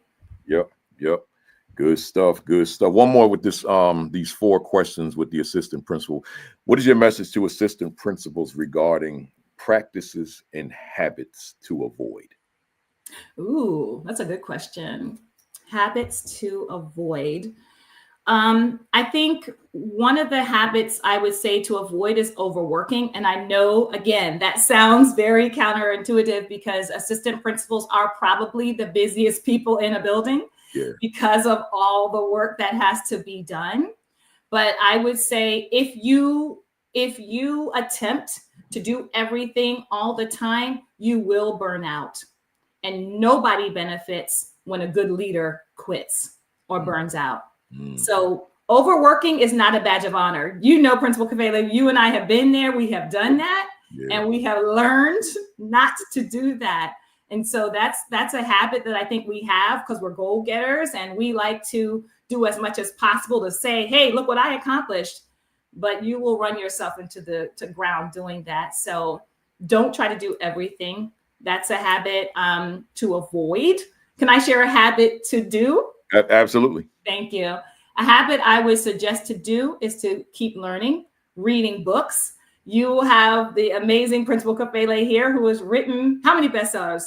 13, 14, 15, 16, 17? I've written 14. Seven have been bestsellers. And what is my value to instructionally to the teachers I supervise will be soon. Yes. It's brand new, but it's on the right trajectory. It's incredible. And so the knowledge is here. And so a habit that I'm going to suggest is that you keep learning, that you're reading leadership books, that you are connecting with other leaders in your district, in your state, joining your statewide organization, nationally, join the national organizations, get online, because that's where you're going to meet like-minded leaders. That's how you're going to get better. I know Josh likes to say iron sharpens iron. I know you say the same. That's how you get better, is by connecting with great people. So a habit I would say, get connected with people you admire that are doing similar work and are going similar places as you are. Yeah. Good stuff. To the fam out there, this is one of the books, The Principal's Journey. Let's get the right lighting here. The Principal's Journey, Navigating the Path to School Leadership. You can get this at Amazon right now. Right, just hit one of them other tabs on your browser and go on and get your copy if you don't have it. But then the new one, which is where I'm going, Relational Intelligence. And thanks for holding it up to the screen. You're right on time. You co-wrote this book with Dr. Brad Johnson, entitled, again, Relational Intelligence. And you indicate in Relational Intelligence, RQ, is the ability to build trust, communicate with empathy, and connect authentically. And that it is the defining trait of exceptional school. And that is the defining trait of exceptional school leaders. I got a two-parter. Elaborate on us for us on this whole idea of relational intelligence. What is that? Yeah, so relational intelligence is, we know of IQ and EQ, but relational intelligence is really about how do we work to get people to be at their best, to work together. Much like what we've talked about. How can we do that and then work out so that people and our students can maximize their potential? And so one of the things that I thought about when we were writing this book was, I think about principals who have made a difference in my life. And Brad was the same way when we were thinking about it. Yes, we all have a similar story in terms of we all have to go back to school. We all have to get our certifications. And we all generally have to pass a test to become a school leader. That's a standardized process. However, I want you to think about the leaders and principals and assistant principals who've made a difference in your life. It wasn't that they knew the job. We all know the job. That's the bare minimum, is knowing the job. But it is how they related to you, how they spoke to you, how they treated you. Those are the principals and assistant principals that you remember. And so this year was a lot of fun. So my favorite principal that I grew up with is named Mr. Slacum. And earlier this year, I got a text message from my secretary, and she said, someone dropped by the office and they're waiting for you. Now, I don't like surprises, okay? So I said, I just need to know who it is because I'm not expecting anybody. They said, Rachel, the person said, please just come up to the office. I said, okay, I'm heading that way anyway. I didn't know who it was, but I opened the door and I see Mr. Slacum standing there with this huge smile on his face. And it was like I instantly reverted to the second grade Rachel. It was like seeing a celebrity. I just love and adore my principal. And the fact that he came to visit me at Waterloo was amazing. He didn't tell me he was coming. He just showed up. And so I walked him around the building and I watched him. He greeted the kids. The kids had no idea who he was, but they said, who are you? And he told them, oh, I'm Mr. Slacum. I used to be your principal's principal. And the look on the children's faces was incredible. And I just watched him interacting with kids. And it reminded me what was so special about him. He knew my name. He knew my family. And I felt like when he asked me how I was doing, that he cared about me. And so that's what I like to highlight in this book is we all have this generally the basic minimum skill set. But what separates and distinguishes an excellent principal is the way that they treat people, the way that they interact with people, the way that they pour life into other people. Those are the principals that I always remember, both as a child and as a teacher. The ones who took time to get to know me outside of me being a classroom teacher. They asked about, me and my family. Those are the principals that I really connected with. And so we want to just lift that up because we're facing a very significant challenge right now with teacher recruitment and retention. We're facing budget issues, a lot out of our control. We can't control how much money we're paying teachers. We can't control how many years they're going to stay with us. But what we can control is how we treat people, that people want to be in our buildings. And our book is full of strategies that are low cost or free, but that will help you think about what intentional steps are we taking to retain the teachers in our building? Because here's the fact. When teachers leave the building, they might retire, they might transfer, they may resign. It is extremely disruptive to school communities. It's extremely disruptive to students and their families. It's extremely disruptive to the adults in the building. And so part of what we're proud of at our school at Waterloo is we have a very high morale and a very high retention rate. And that is because of the relationships. That is because of not me. That's because of the amazing principals who have been there many years before me, who have kept that culture up. And so that's why we believe so much in this book, because school leaders can control certain things. And this is what we want to focus on, relationships. It's a powerful book. Just based on what you just said, there's a lot of good stuff. And one of the things that comes to mind as you spoke, just people in general in all walks of life, there's got to be a large percentage of people who do not possess relational intelligence, right?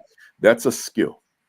So now let's look at principals a lot. Some of those people that I'm referring to become school leaders, right? And they may not have that relational intelligence that's required in order to build that culture in that school where we're in this thing together and we're all functioning under this principle because we like this person, right? We like working with this person who's in charge in this school, this leader in our school. So here's a question to you. If I lack relational intelligence, and I know I lack it in my heart of hearts, how do I develop it? Well, we focus on 3 pillars in our book. We really focus on trust. Number 1, trust is the foundation of everything. If we don't have the trust of the people that we work with, we have nothing. Then we talk about communication. Communication is a skill. That's an absolute skill. And that's something that we all can improve upon. I know I'm a much better communicator today than I was even a couple years ago, because you have to get better over time. You have to use specific strategies. And then, building connections, that's another skill. We often think of, if I do one trust fall, or if I do a team building activity, that's enough to sustain my staff. No, that is not enough. This is intentional work. Sometimes soft skills they're not as important. Soft skills are more important than any other skill, because that's what people remember about you. I talk a lot about legacy. When I am done and finished in my role as a school leader and as a teacher, I want people to say, Rachel treated me in a way where I felt important. I learned something from her. She helped me. That's what I want my legacy to be. It's not about, I like the way she evaluated me. I like the way that's not, no one's going to say that, right? When we think about our favorite teachers, we don't say, I love the way that they taught me the Pythagorean theorem. We say, it was the way that they treated me that made me feel special. And that's what this book is about. I love it. I love it. I ordered my copy. I just couldn't get it. Thank you. Yeah, no, I placed the order already. I just couldn't get it in time under the circumstances, but we'll have it soon. And then we come back and we talk about it more. I got one more, and then we go to the talking points. One more 2-parter. You are and I'm not even going to say I'm going to say the social media guru in this business, on the school and business side, right? Talk to us about the benefits to schools where the principal has made social media a priority in their leadership. First of all, I appreciate that. I've never been called a guru, so thank you for that. That is not what I set out to do. So I want to be clear about that. But it is I have a very strong belief in making sure that school leaders tell our school story. There's I think Lynette and there's one other person, they have a book called Ed Branding Book, and they talk about the importance. Time out real quick. Oh. See what Otis Kitchen. Oh, thank you, Otis. See, he said your social media game is top tier. I appreciate that feedback, because I'm going to be honest with you, believe it or not, I'm actually a pretty private person. I've had my same friends for 40 years. We all grew up together. And so I never had a public presence really until I wrote the first book, my baby, The Principal's Journey. And so I knew I had to have a more public presence. But the way that I started was really just uplifting the great work that was going on in our school. That's it. And I feel very strongly that school leaders have to tell the story of our school. Yeah. Each one of us is doing amazing work, but how would you know it if you're not amplifying it? And social media is the easiest way to amplify it.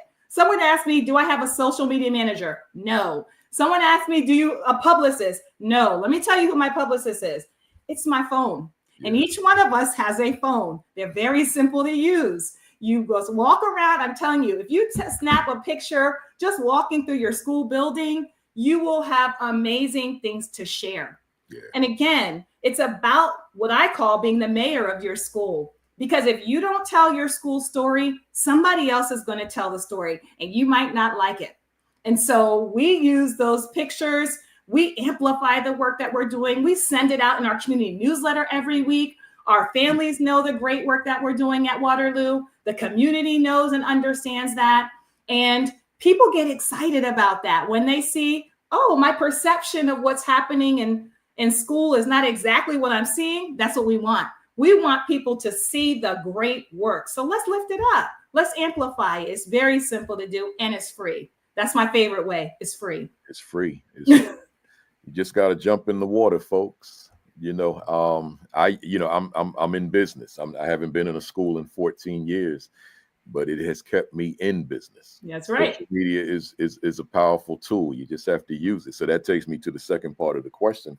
What is your message to that principal who resists the usage of social media to promote their schools? Yeah, I mean, I would say start small, like I do with anything. It might be just taking pictures of your staff doing amazing work, taking pictures of your secretaries for Secretary Day, taking pictures of students learning, and just putting that in the newsletter alone. Send it out to the community. You would be surprised the feedback that you will get from families who say, I love seeing that picture. Or if you don't want to do that yet, I have something else. So every Friday, I do what's called a Happy Friday email. And it's just one picture or a series of pictures from something that happened this week that we want to celebrate. It could be a band or strings concert. It might be an ice cream social our PTA had. It might be two kids smiling together in third grade. But it is something where our staff gets to see what's happening around the building. Because remember, buildings are big. And sometimes teachers might see what's happening in their grade level, but they don't know what's happening in another department. So it's also important just to show the excellence across our schools within our staff. So that would be my advice. Start small. Just send out one picture a week to your staff celebrating something. That goes a long way for morale. That's right. And there's another guru out there that I overlooked. And here he is here. We can't forget about Josh out there. Yes. Yeah. Josh is another one. That's another one that makes yes. sense. In fact, NASSP has asked him to do social media work for them with some of the conferences and other conferences. So awesome. Yeah, I want to get Josh. But to the fam out there, just to reiterate what you said, it's this little itty bitty thing that fits in the palm of your hand. This has, I would never throw numbers out there. That would be reckless of me. If I was doing a speaker seminar, then maybe I would. But this has allowed me to live a very good life, y'all. Yeah. We'll put it that way, right? This Agreed. has allowed me to live a very good life. Now, when I say the phone, I'm speaking specifically about social media right now, right? It's allowed me to live a dream life, I guess I could say. Yes. Just knowing how to go about it, how to use it, and you got to make good use of it. See, social media was in its infancy when I was transitioning out of the principalship, so I wasn't using it for school because it was too new. I don't think any of us were really thinking on that level yet. But once I left, I said, "Oh man, what an opportunity that I didn't have the opportunity because I was gone." So I used it to build a career. Yes. As a presenter, as a speaker, as a consultant, as a keynoter, all that kind of thing, and I still do. So principals out there, assistant principals out there, aspiring leaders out there, aspiring speakers out there, or even veteran speakers out there, and you're not satisfied with your calendar, you may want to download some of those apps. And if you already have them, you may want to start to use them a little bit differently, right? Can I share one more thing about that? Oh, floor is yours. One of the things that I've had to learn is, it's a progression, right? You have to start somewhere. And we may not go viral because that's another thing. You may not have a huge, Principal Kafele, of course, and many others have very large following. I don't have a large following, but it's important that I'm connecting with the people who I need to connect with, right? You're connecting with like-minded people, and that begets new opportunities. So continue to show the work. but you have to be authentic in the work. I think people can sense when it's not real. People can sense when it's fabricated. People can sense when you're trying to put on for something. That's not what I'm talking about. I mean, authentically showing the work. Yep. The good work is going to speak for itself, and it's going to bring in all sorts of wonderful things. So start small and just keep building from there. And, keep this in mind. There's a conversation, and this is to the fam out there. There's a conversation that we have in this house more often than not. And that conversation is around me and my platform. And I've made a decision long ago. I'm not trying to reach the world. I think I have the ability to, just based on my track record, my receipts, if you will. But I've made a decision. I don't want access to the world. Like, in fact, I'll even share this with you. Just yesterday, and I've said this to my family a lot of times, I want to also start bringing on some very well-known, interesting people, but not bring them on for the reasons that they're well-known. I want to bring them on to talk about education in their lives and their perspectives on education. So I won't drop names, but just very well-known, famous people. But simultaneous in that discussion is, but I don't want this platform to blow up into other areas of people that are not interested in this conversation, right? So it's like, I want to bring these people on, but I don't want who follows them to come with them, right? Right. This is a community here, and I want it to stay a community. So I want to bring some big voices, but I want you to come into my community, but I don't want to use you as a vehicle to blow up my platform, because I'm not trying to blow it up. I want it to stay right where it is, right? So that too is strategic in terms of how one utilizes their platform, right? So I believe I can do it. It's just a matter of me doing it, right? So just keep that in mind, folks. There's a lot you can do with the platform you have, and yet still keep your authenticity. Don't have to be all out there big time, because some people, the ego, I want to go viral. I want millions of people following. Nah, I don't want that. I don't need that in my life, right? It's right where I wanted to be, and this thing got me to right where I want to be. So just y'all keep that in mind as we move forward. Let's go to these talking points. Every time y'all see me do that, I'm communicating with somebody in this house, usually more, right? This is saying things. This is saying things, right? Only we understand, right? Here we go. I know my mother gonna say, "What do you mean by that?" Because she's watching. I'm gonna talk to her later. Here we go. Okay. You sent me 5. I asked, as fam out there, you all know, I asked my guests, send me some talking points, 1 sentence, so that I can make sure that my guest gets to talk about things that they're passionate about, not just things I throw questions to them about. So Dr. Edoho-Eket said, remember who you are, where you come from, and build a legacy you are proud of. That's big. That's a whole 2-hour session right there, right? There's a lot there, but go ahead. What are you saying to us? I wanted an opportunity to uplift my family and a little bit about my story, because everybody has a story and each one of us comes from amazing people. I do talk about legacy a lot because I think about my parents. I'm going to start there.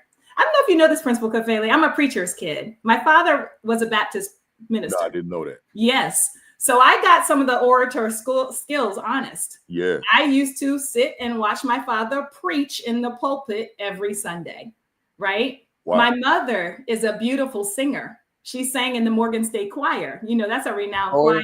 Yeah. Oh, yeah. I'm aware, yeah. And so both of my parents had these amazing skills to capture an audience. And when I think about what I'm doing now in terms of keynote speaking, my first keynote was actually in 2016, almost a decade ago. And just to see how everything has come full circle has been incredible. And my first keynote, I was an assistant principal. That was my first year as an AP in 2016, 15, 16.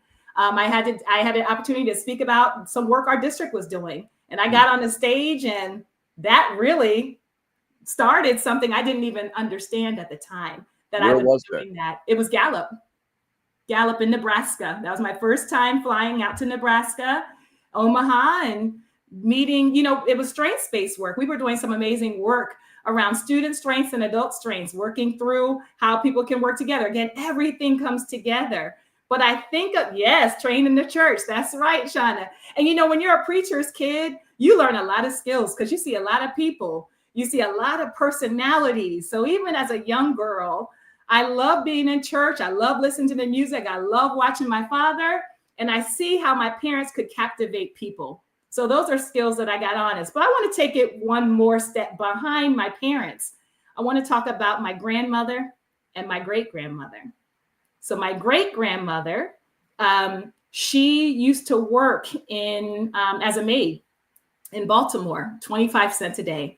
And I remember when I was a little girl listening to her talk about some of her experiences in working in homes, cleaning homes for other people.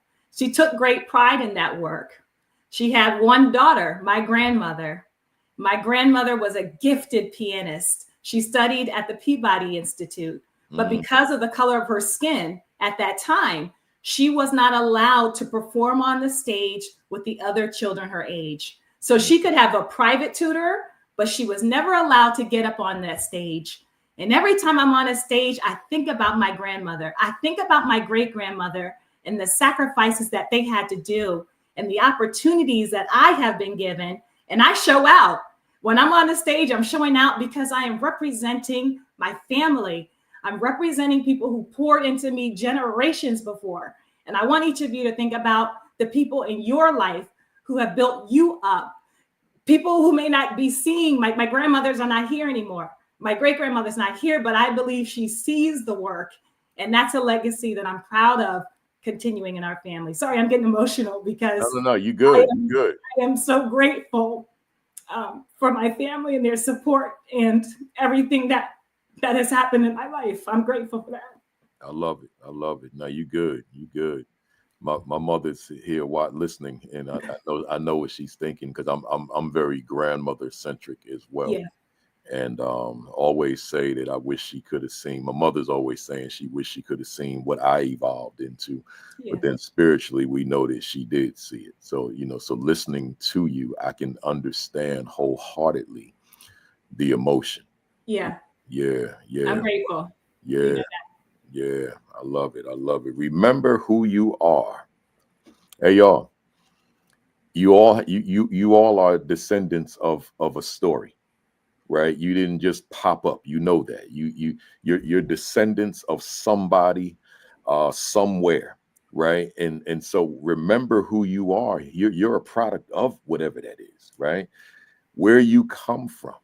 See, I never lose sight. I tell people all the time, I wear who I am racially, culturally, my neighborhood where I grew up in East Orange, New Jersey. I continue to wear that on my sleeve. That's in part why I rock all this Negro League gear. I know somebody on here, they probably think I'm wearing some Yankee stuff, some, New York Yankees, but I'm not. I'm wearing New York Black Yankees here. The bottom of the shirt, y'all, black. Oh, I see. Yeah. I didn't. You can't see from the top. You can't see, it cuts off, unfortunately. But yeah, it's New York Black Yankees. Now, this is not what the uniform, obviously. It's just a T-shirt that I bought somewhere. But but this is what I wear on this brand. Every now and then I'll throw in a Mets, but that's what this is, man. I wear this Negro League gear with a deep sense of pride, knowing the sacrifices they made, but also the success they experienced on those baseball diamonds. It's so so I can definitely identify with all of that good stuff. Yeah. Good Can I share one more about? Oh yeah, the floor is yours. You and I had talked about, my opportunity to go to Accra in Ghana. Yeah. And that was jealous of you because I didn't make it. That was an incredible experience. And again, I think just understanding a little bit more of where we are and where we came from firsthand is something I will never forget. Yep. And so when I think about challenges, and we all are facing challenges, significant ones, we have no choice but to get through them because that groundwork has already been laid for all of us. Yeah. Yeah. It's I know that when I make it to Ghana, to Accra, I know that's going to be a very emotional experience for me.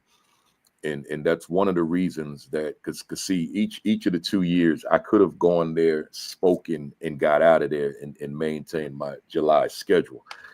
But I'm gonna need that time to visit those, as people will call them, slave dungeons. I'm gonna need time I'm gonna need time to just spend time there, but then I'm gonna need a lot of time to decompress, and I can't do that on no flight. So that's why I haven't made it out there yet. Hopefully, whenever they do it again, I'm hearing it's going to be in 2 years, maybe instead of next year. And hopefully, I'll know it ahead of time so that I don't book other things, and then I can just like do a week, because I'm gonna need. I know coming out of that particular experience, I'm gonna need time to decompress. Yes, because I remember my wife and I saw this movie Rosewood. Together many years ago, and we were in bad shape, man. That was just insanity, the way that we couldn't get, neither one of us could get it together that night. We've never had another experience like that. I don't even remember if we were married yet. I have no idea. I know we were much younger, and we just sat there in that theater and cried all night long. Wow. All night long. Then the drive home, it was crazy. We don't even talk about it. I don't think we've ever brought it up ever, but yeah, so I can only imagine who I would be in Accra, Ghana. Yeah. I will probably lose my mind. So I have to stay there for a while. And yeah.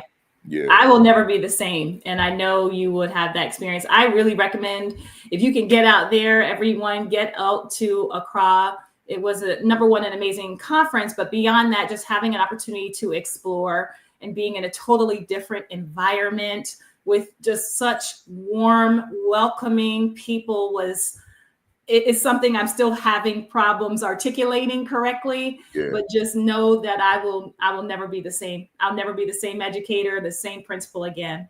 That's right. I fully understand. Fully understand. Good stuff. I appreciate us getting into that for a bit. Let me go to this next one. Sometimes being rejected or hearing no is the best catalyst to grow and move forward. Woo, that's a big one. Talk to us. Well, you already highlighted one I was going to highlight, and that was the fact that you're right. My first interview at Waterloo, that was the first time I had been sent out as a new teacher on an interview. I bombed the interview. Can I tell you how I bombed it? Yeah, absolutely. I remember there was a panel of the principal, the AP, the leadership team, and we were all sitting together in the office. And they said, Rachel, tell us one thing that's a strength in your instruction and something you want to work on. I kid you not. I said, I am a very strong literacy teacher. In fact, I won an award as an intern in Philadelphia at Temple for my instruction of literacy, but I really don't like teaching math. And let me tell you, if you're on an interview and everyone suddenly puts everything down and stops, you're not getting the job. So fast forward, I definitely did not get the job because I bombed that question.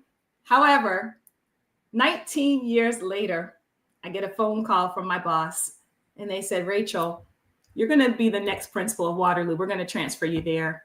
And I said, okay. And I was at the moment, I said, okay.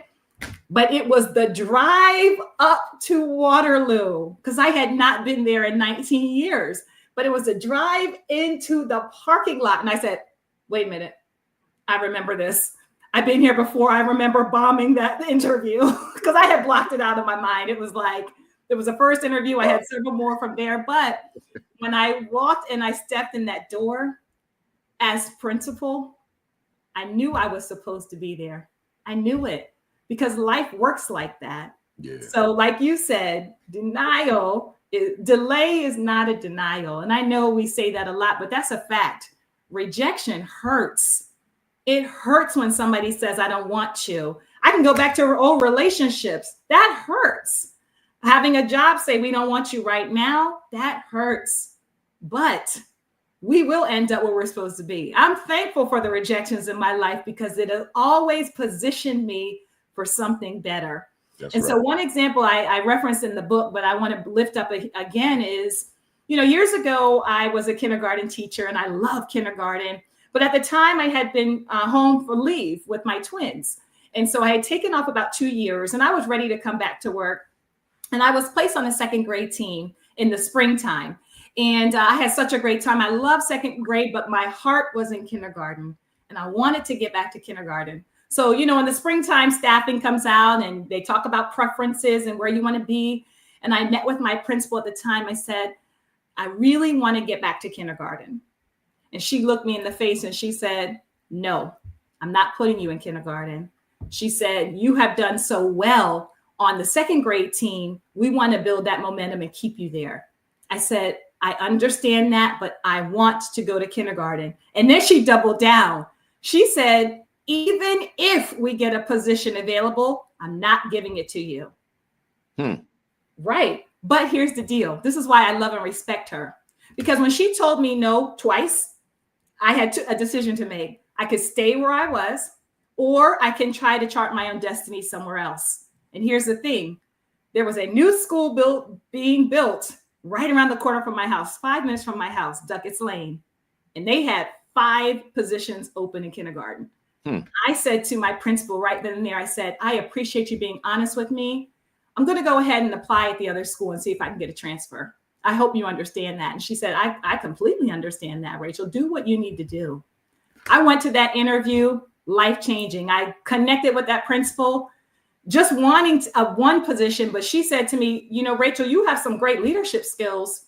I want you to be our team leader to open this school.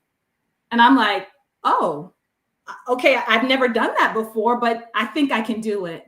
And so I was hired at a new school as the team leader, and I had a seat at that leadership table, and that changed my life. Because, when you open a new school, I had the blessing of doing it twice. I opened a new school first as a teacher, and then a second time as a team leader, a different school. But when you open a school, that's a flagship. Everybody comes out to the community. The superintendent comes, the state dignitaries come, they're in the building. And that is exposure. You can't pay for that. That's right. So my principal at that time, she was the one who then said, I could see you leading a building one day. You want to do that? I can help you do it. Now, at that time, the answer was no, but it changed to a yes. But I'm thankful to that first principal who rejected me and said no, and allowed me to make a decision for myself that was best for my family. Because had she said what a lot of principals say, I'll think about it, maybe I would have stayed right there on the second grade team. But because she gave me the freedom and the transparency and the respect, I was able to chart a path that totally changed my life. So that also informed the way I lead now. When teachers say they want something, I try to be as honest as possible. Like, hey, this is what I see happening. I'm not going to lie to you. I'm going to be honest with you. And I want you to make a decision that's going to work best for you. So that has always stuck with me. I respect that first principal for telling me no, because she put me on a path to help me to push myself in a direction to be seated right here talking to you today. Woo! That's powerful stuff. Sometimes being rejected or hearing no is the best catalyst to grow and move forward. I see no lies detected. Right. And then you said rejections position you for something better. You did. Hey, y'all, when you're feeling that disappointment, man, because I'm telling y'all, I'm telling you what you already know. There are gonna be those days of disappointment. I'm talking to the fam out there right now. I'm looking right at you. I was looking at the thread, but I need to be looking straight. I'm talking to the fam out there. There are going to be days of disappointment. There are going to be days of rejection. They're going to be days when you think you deserve something and it was given to somebody else. All those kind of things happen. But just remember something. I'm going to read them both. Sometimes being rejected or hearing no is the best catalyst to grow and move forward. If I didn't agree with that, I wouldn't keep repeating it. But then as Dr. Edoho-Eket said, rejection positions you for something better. And I know that particularly as a speaker. I didn't realize my business partner for the summer academy was on here, Dr. Tammy Moy Johnson. I see you. I see you.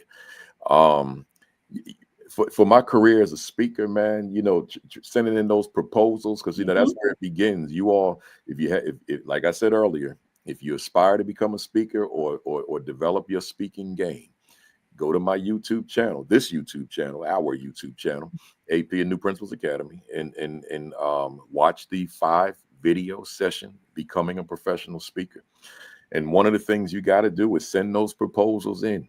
But keep in mind, you're spending from your own wallet, your dime, right? You're paying for the airfare, you're paying for the lodging, you're paying for the ground transportation, you're paying the registration, which could be $500, right? Or $300, whatever they charge. You're paying for all of that. But you're making an investment in yourself in order to get to where it is you're trying to go. But my point is this: a lot of them folks going to say no.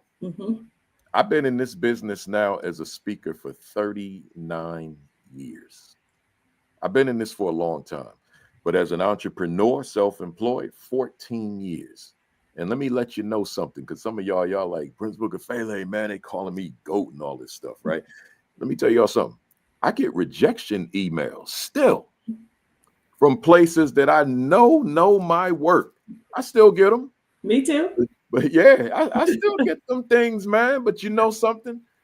I say, you know what I say to myself? Rejection positions you for something better. And I'm going to tell you something, and then I'm going to stop because she still got some talking points. Yeah. Those no's have positioned me for something better. Trust me. I'm going to say it again. Trust me. That's the truth. See those who overstand. That's how some of the rappers be talking. Those of you who overstand, you want those no's.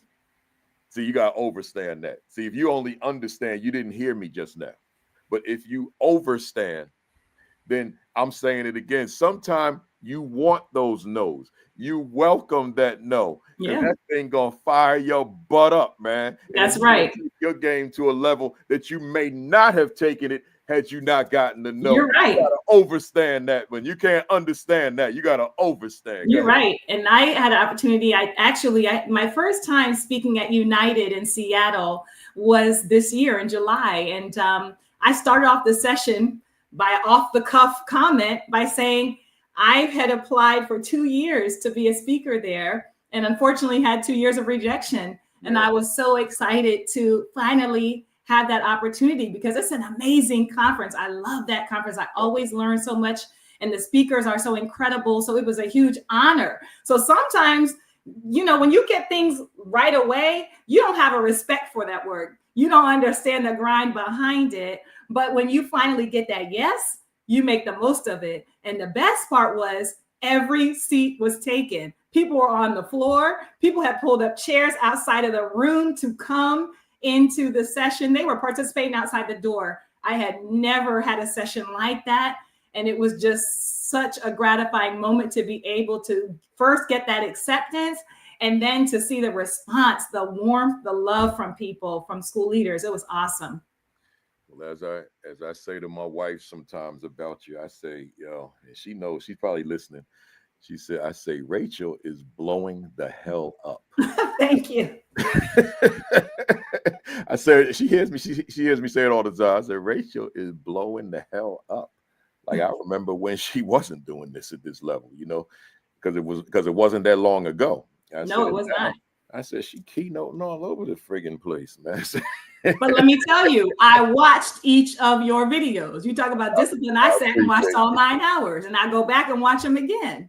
So everybody, if you want to do that, go watch those videos. Watch the series from Principal Kafele. He's putting it out there. Putting it out there, y'all. I'm putting it out there. You just got to discipline yourself to keep watching. And it's free. We keeping y'all on here. It's 1 o'clock. Okay. Let me go, y'all. We rambling. Let me go. It's good rambling, but let me go.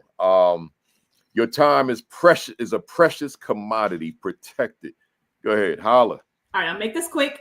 So people always ask me, how are you doing? MAESP president, a school principal, an adjunct professor, writing books, all these things. And it is because I'm very clear with what I will and what I will not do. I have very tight boundaries. A lot of my work right now is speaking across the country about boundaries and how principals cannot feel guilty about establishing and saying no, because when you say no to some things, that means you're saying yes to different opportunities and things that you're passionate about doing.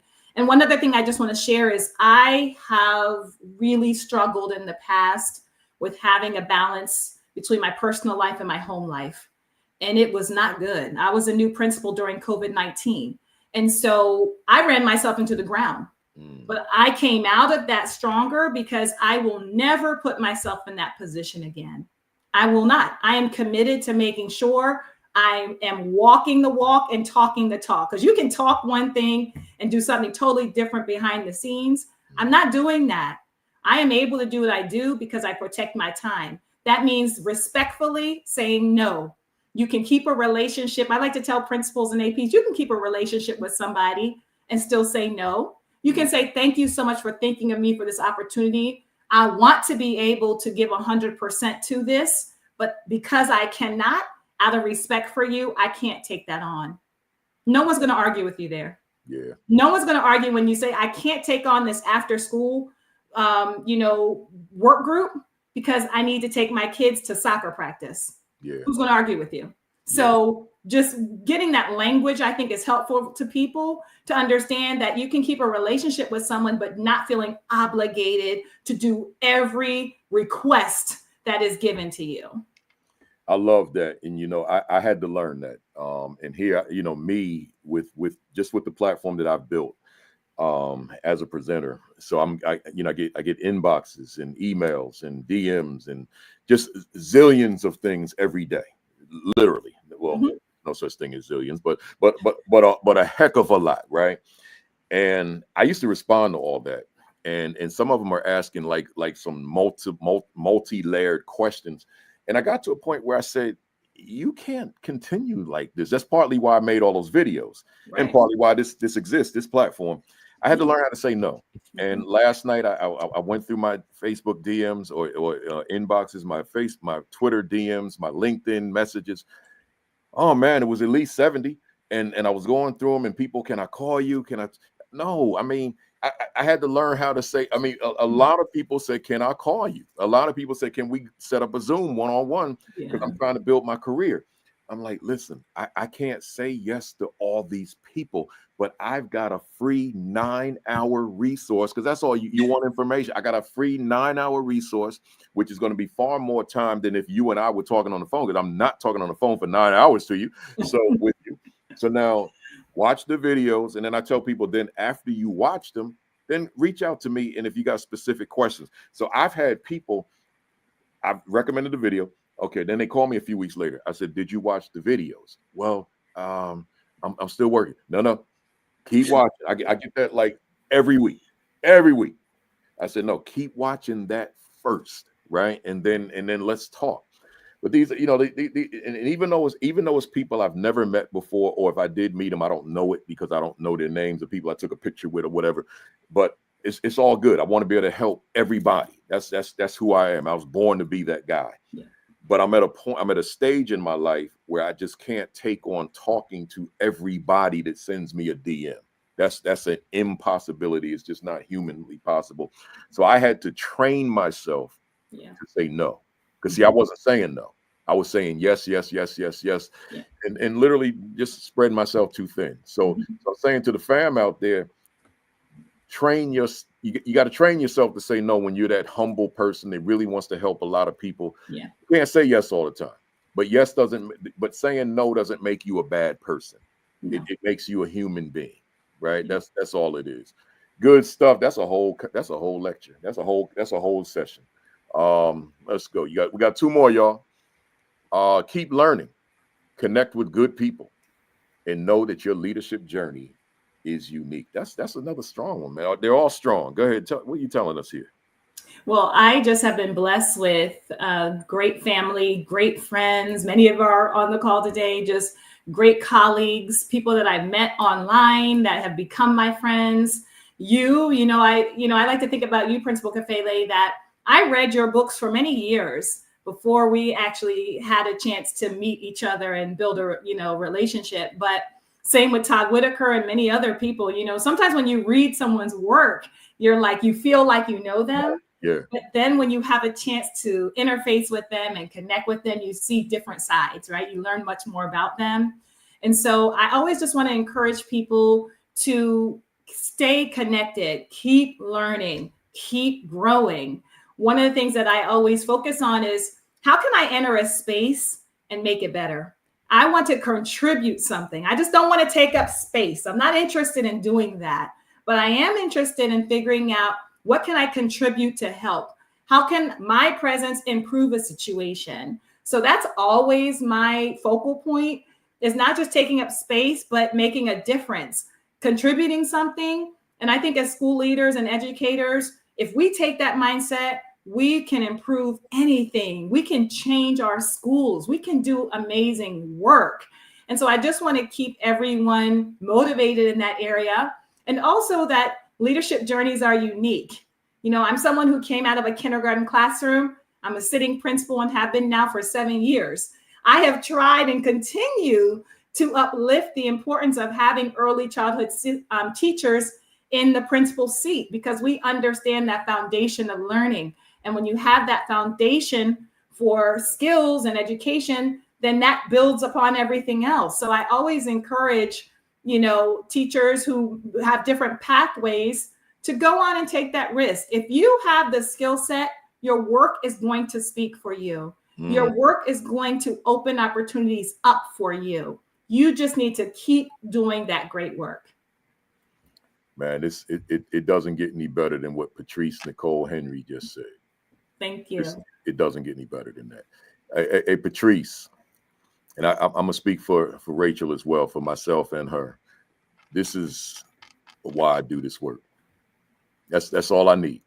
You just, and I know that this is primarily directed at Dr. Edoho-Eket, but she's on this platform that's for all of us.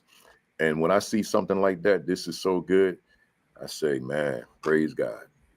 That's what I say, right? Praise God. So I appreciate that. And Melissa saying the same thing. I ain't calling you Melissa no more. Dr. Jones Chunu. I don't even know your first name no more. Dr. Jones Chunu said it's good, man. Yeah. So let me go this. We got one more, y'all. One more. We're not doing the rapid fire because she's done those twice, right? So here we go. Don't limit yourself. If you are called to be more and do more, do it. Hey, Doc, before you go, let me just say this real quick. Folks, I am not, let me tell you why I'm not a superintendent. I was, because when I read this, when she sent them to me the other day, it says don't limit yourself if you are called to be and do more, do it. I was called to be a superintendent.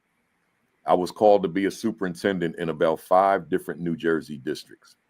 But the problem was, hear me well, I was called by man. But there was nothing in my soul that said this call was from God. And this is not to contradict what's on the screen, by the way. I'm just talking. I didn't feel that God said that your place is as a superintendent, right? But these districts were calling, and I sat in on those interviews. I just sat in. I just went because they wanted me to come through. But for me, as I listened to God whisper in my ear, it was to do the work that you all know me for, right? That's what I heard. So I went hard. Hear me again. I went hard. Hear me one more time. I went hard on building this thing so that I could have access to the entire country, right? But when them folks were calling me, we want you to be our superintendent, I didn't feel that spiritual part calling me. I just did not feel it, right? I just felt people that, just respected my work, appreciated my work, admired my work. I heard them. But I said, I need something bigger, because they're not going to be the ones who can push me. I need that creator to be able to push me, because if you think the principalship is hard, right? When I was in Prince George's County a couple weeks ago, and 130,000 students, over 200 schools. I'm like, that takes special people, and it ain't me. I don't mind admitting that. I don't want that in my life, right? But this work that I do, I feel it is God ordained. So this is not to contradict Rachel, Dr. Edoho-Eket at all. I'm just saying that I just felt like I wanted to speak to that one as if I wrote it. That when God, and I don't mind being spiritual on this platform because there's so many spiritual people that tune in all the time. But when God calls y'all to do something, you better do it, right? You better do it. Because all that other stuff is just you, it's man, it's woman. But when God calls you, and I felt like God called me to do this because I literally, at my age, when I look at myself on this screen, I know my wife and my mother hate when I say this, but when I look at myself on this screen, I see this old guy. I don't like the way I look on here. I look at the old videos sometimes from back in 2020. I've aged, right? So I'm like, man, I tell my wife all the time, I say, man, I'm getting old, man. I'm looking at a video of me yesterday. I said this in the monologue, I think, in Vegas. I said, man, you moving slow on them stages. You know, so it's like I'm seeing myself, and I'm seeing how I'm maturing. That's a better word to use. I see the maturation, but I see how I'm aging, right? But here's my point. I'm like, man, I'm aging, but I'm still in high demand. That's my point. I'm like, wow, they still calling, and I'll be 65, right? They're still calling. So that says to me that I answered to the right one who sustains me through all these years. 39 years of public speaking, 40 on January 1st, right? 39 years of public speaking, 14 years as an entrepreneur where I got no other income, just these speaker fees. And when the speaker fees stop, then I have no income anymore. Of course, I'm 65. I got Social Security and I already got a pension, right? But that's different, right? So I just want y'all to understand that, y'all. The calling. I'm agreeing with what Dr. Edoho-Eket said, though, in terms of those people who see in us, and she didn't even say this is me. People see in us what we don't see in ourselves. There's a lot of principals out here whom I met in audiences when they were teachers, and they weren't thinking about becoming principals, but they were very outspoken in the session, and they said a lot of good stuff.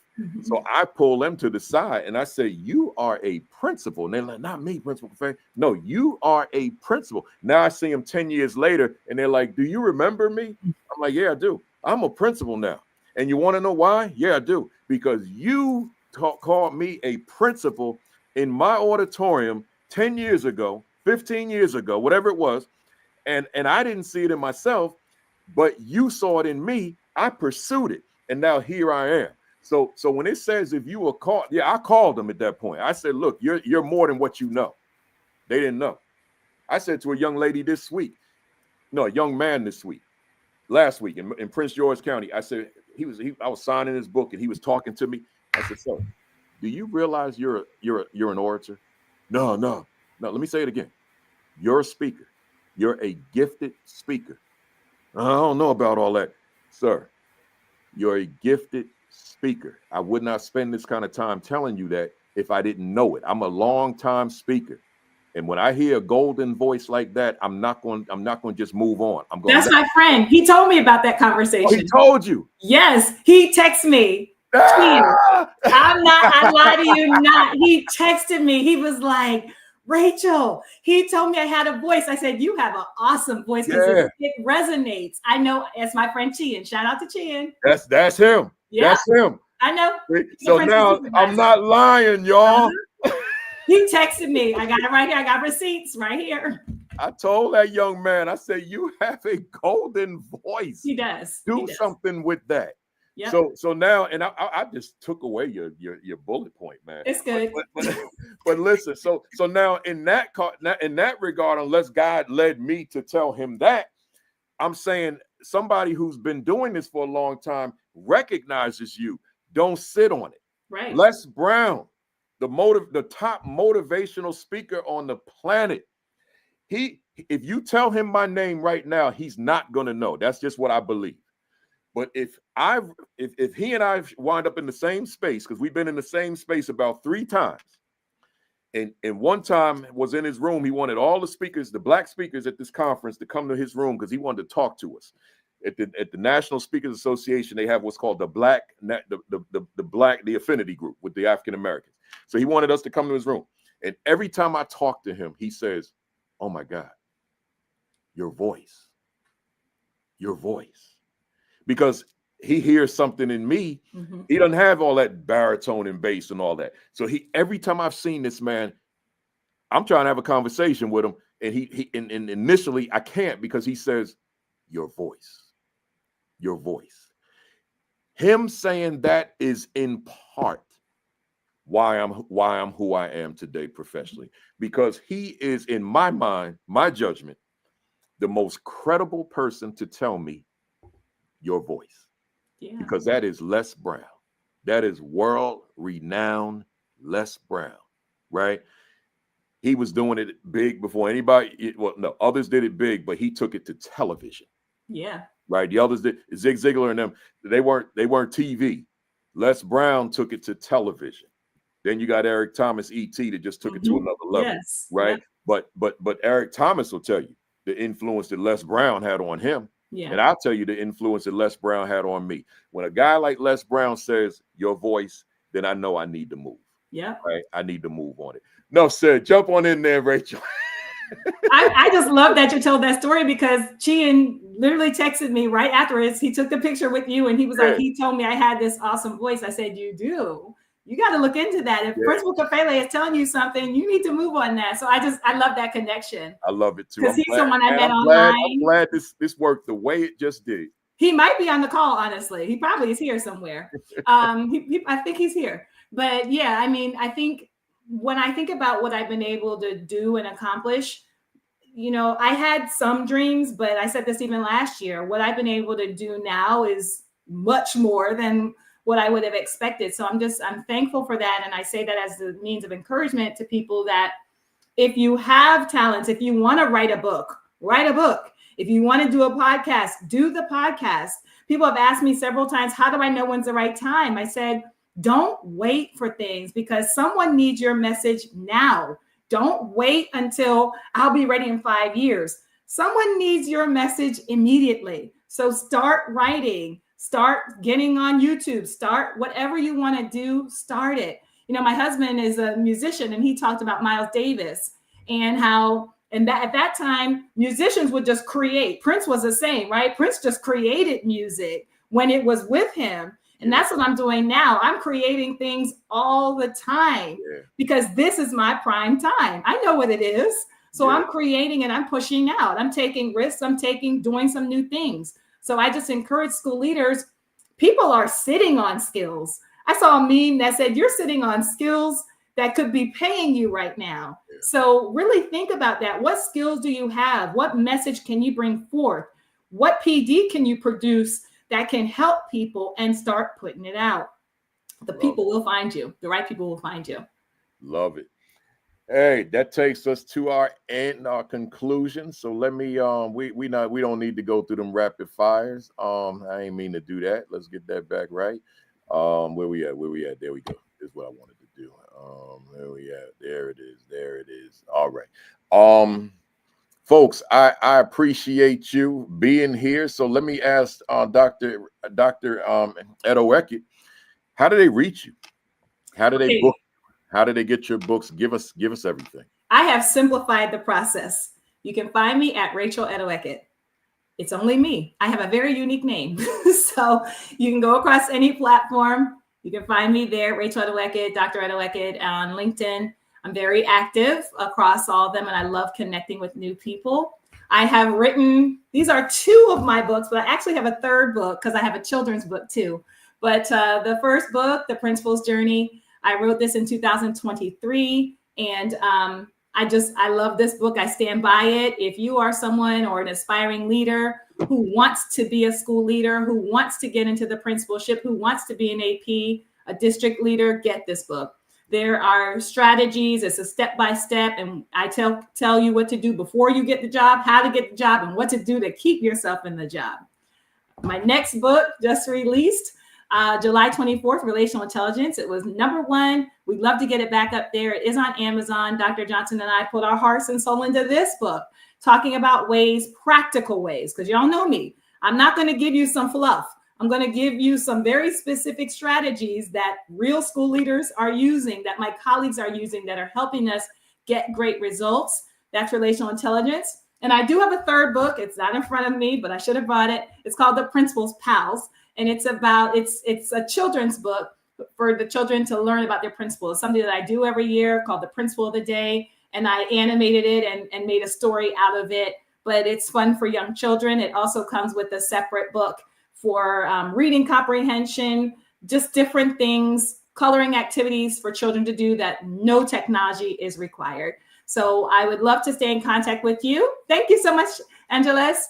Go to RachelEdoho-Eket.com. I have videos. I have lots of free resources. I'd love to stay connected with all of you. And thank you, Principal Kafele, as always, for this incredible opportunity to come on and just stay connected with this amazing group of people. I appreciate you answering the call. I appreciate it. Hey, folks, if today's session resonated with you, if it was good stuff, if it was useful, if you can infuse it into your practice, if you incorporate it, give us your favorite emojis, as we always do. Just hit us up real quick before we sign off. Let us know. That's how we applaud our guests, with those emojis. So let us know how well this session was for you today. Back to school leadership and so much more. And I'll get my emoji, which is my Louisville Slugger that they gave me in Jefferson County. Well, that's bigger. That's bigger than I remember. No, this is the one. Okay. Yeah, this the one I use every week. Yeah, Okay. Got it in Jefferson County, Kentucky, Louisville. You hit it out the park. Thank you. Got on my New York Black Yankees, who played in Yankee Stadium, but also played in New Jersey right here in Patterson at Hincliffe Stadium, which has been renovated and restored, and it's a beautiful place. And I'm repping them today. So yeah, keep them emojis coming. I see them. I appreciate it. We both appreciate it. Keep them coming. Keep them coming. Hey, and while you're doing that, folks, let me just give you the rundown for next week. I'll be quick, and then we go. I'm watching football today. Well, first I got to put in some miles. We'll see. But anyway, thanks for being here for week 277. Next Saturday is 278. I got I got two guests that I don't know how to pronounce their last names, but I know both of them. I got three guests altogether, but two I don't know. So I got Dr. Darren. It's either Peppard or Peppered. Peppered. Yeah, because you know him. Yeah. So Dr. I know him, but I know him as Darren, right? So Dr. Darren Peppard, my man Charles Williams, and Sean, is it Gaillard? Gaillard, yeah. Yeah, so I know him as Sean. You know, that's all three of these guys are my guys. I just don't know them by their last name. Great people. Right? That's going to be awesome. It's going to be awesome. So we'll have the three of them on here together next week. They're all very successful principals. They're all authors as well. They're all consultants. They're all speakers. They do big time work. So want y'all to tune in next week. Check us out as we're winding the summer down. So that'll be week 278. But before they come on, 10 o'clock Facebook Live, Saturday, Sean Hurt, school turnaround principal, followed by Create and Educate with Dr. Sheikah Houston and Dr. Tammy Taylor. Then 10:55 is us, AP and New Principals Academy. And then we rounded out on Sunday at 5 o'clock Eastern time with Josh Tovar, Dr. Marty Moreno, and the PGP podcast. So check them out. Make sure that while you're getting Dr. Edoho-Eket's book, then throw mine in there too, right? What is my value instructionally to the teachers I supervise? Make sure you get yourself a copy if you don't have it. Subscribe to the AP and New Principals Academy YouTube channel, 24,400 strong. That's a lot of people. That's more people than you could fit in Madison Square Garden. So I'm blessed by that. But let's take it up to 25,000, and then I'll set new goals. But right now the goal is 25,000. Visit my website at principalkafele.com, and then don't forget your diet, your exercise, and your virus precautions. That matters. A lot more people wearing those masks on the planes, and I guess I need to be a part of that number. So I will be starting to wear that mask on the plane as well. There was something I wanted to tell y'all before I left, but I can't think what it was. But it was something I'll do it next week. But other than that, folks, appreciate you being here. But if you're starting, maybe this is what it was. If this is your first week to on Monday, go in there with your chest out, your head up, your shoulders back, and ready to have an extraordinary day, an extraordinary week, an extraordinary month and year, right? So I could say semester or marking period, semester and year, right? Go in there and you're ready to have your best year yet, right? Just go in there with the right attitude for success. Don't worry about all the pressures, the demands, the challenges, and the obstacles. They go with the territory. Yeah. Just go in there, ready to excel, ready to just exhibit the best qualities of yourself relative to your craft. You know, that's all you can do, right? Mm-hmm. Don't forget, it's not a one-man show or one-woman show. You got a whole lot of human capital in that building. So you tap into that as well, right? But if you're doing it by yourself, as Dr. Edoho-Eket said earlier, you'll probably burn out, right? You got to make sure you're tapping into them folks, because you got a lot of folks. But those folks in that building, they got to respect you. They gotta appreciate you. They gotta be into you. If they don't respect and appreciate you, then you probably won't be able to tap into them because they ain't thinking about you, right? So those relationships, that's that relational intelligence that Dr. Edoho-Eket was talking about, and you got it. That's why you need to get that book right now. Just hit that other tab and order that book, because you have to have that relational intelligence if you're going to bond with the other people in your building. If you don't have that, and you're leading through your title, you're leading through your rank, then that's not going to sustain your school, and quite frankly, it's not going to sustain your leadership. Said differently, it's not going to sustain your job nor career. It's true, right? That relational intelligence is a necessity. So get that book and read that and infuse whatever parts are most relevant for your practice into what you do. That's how you do it. Other than that, folks, have a great week. Have an extraordinary week. Have your best week yet. Peace. Peace. Thumbs up. Cock that fist back all the way. Count to 3. 1, 2, 3. Hit it hard. Bam! We see you next Saturday morning.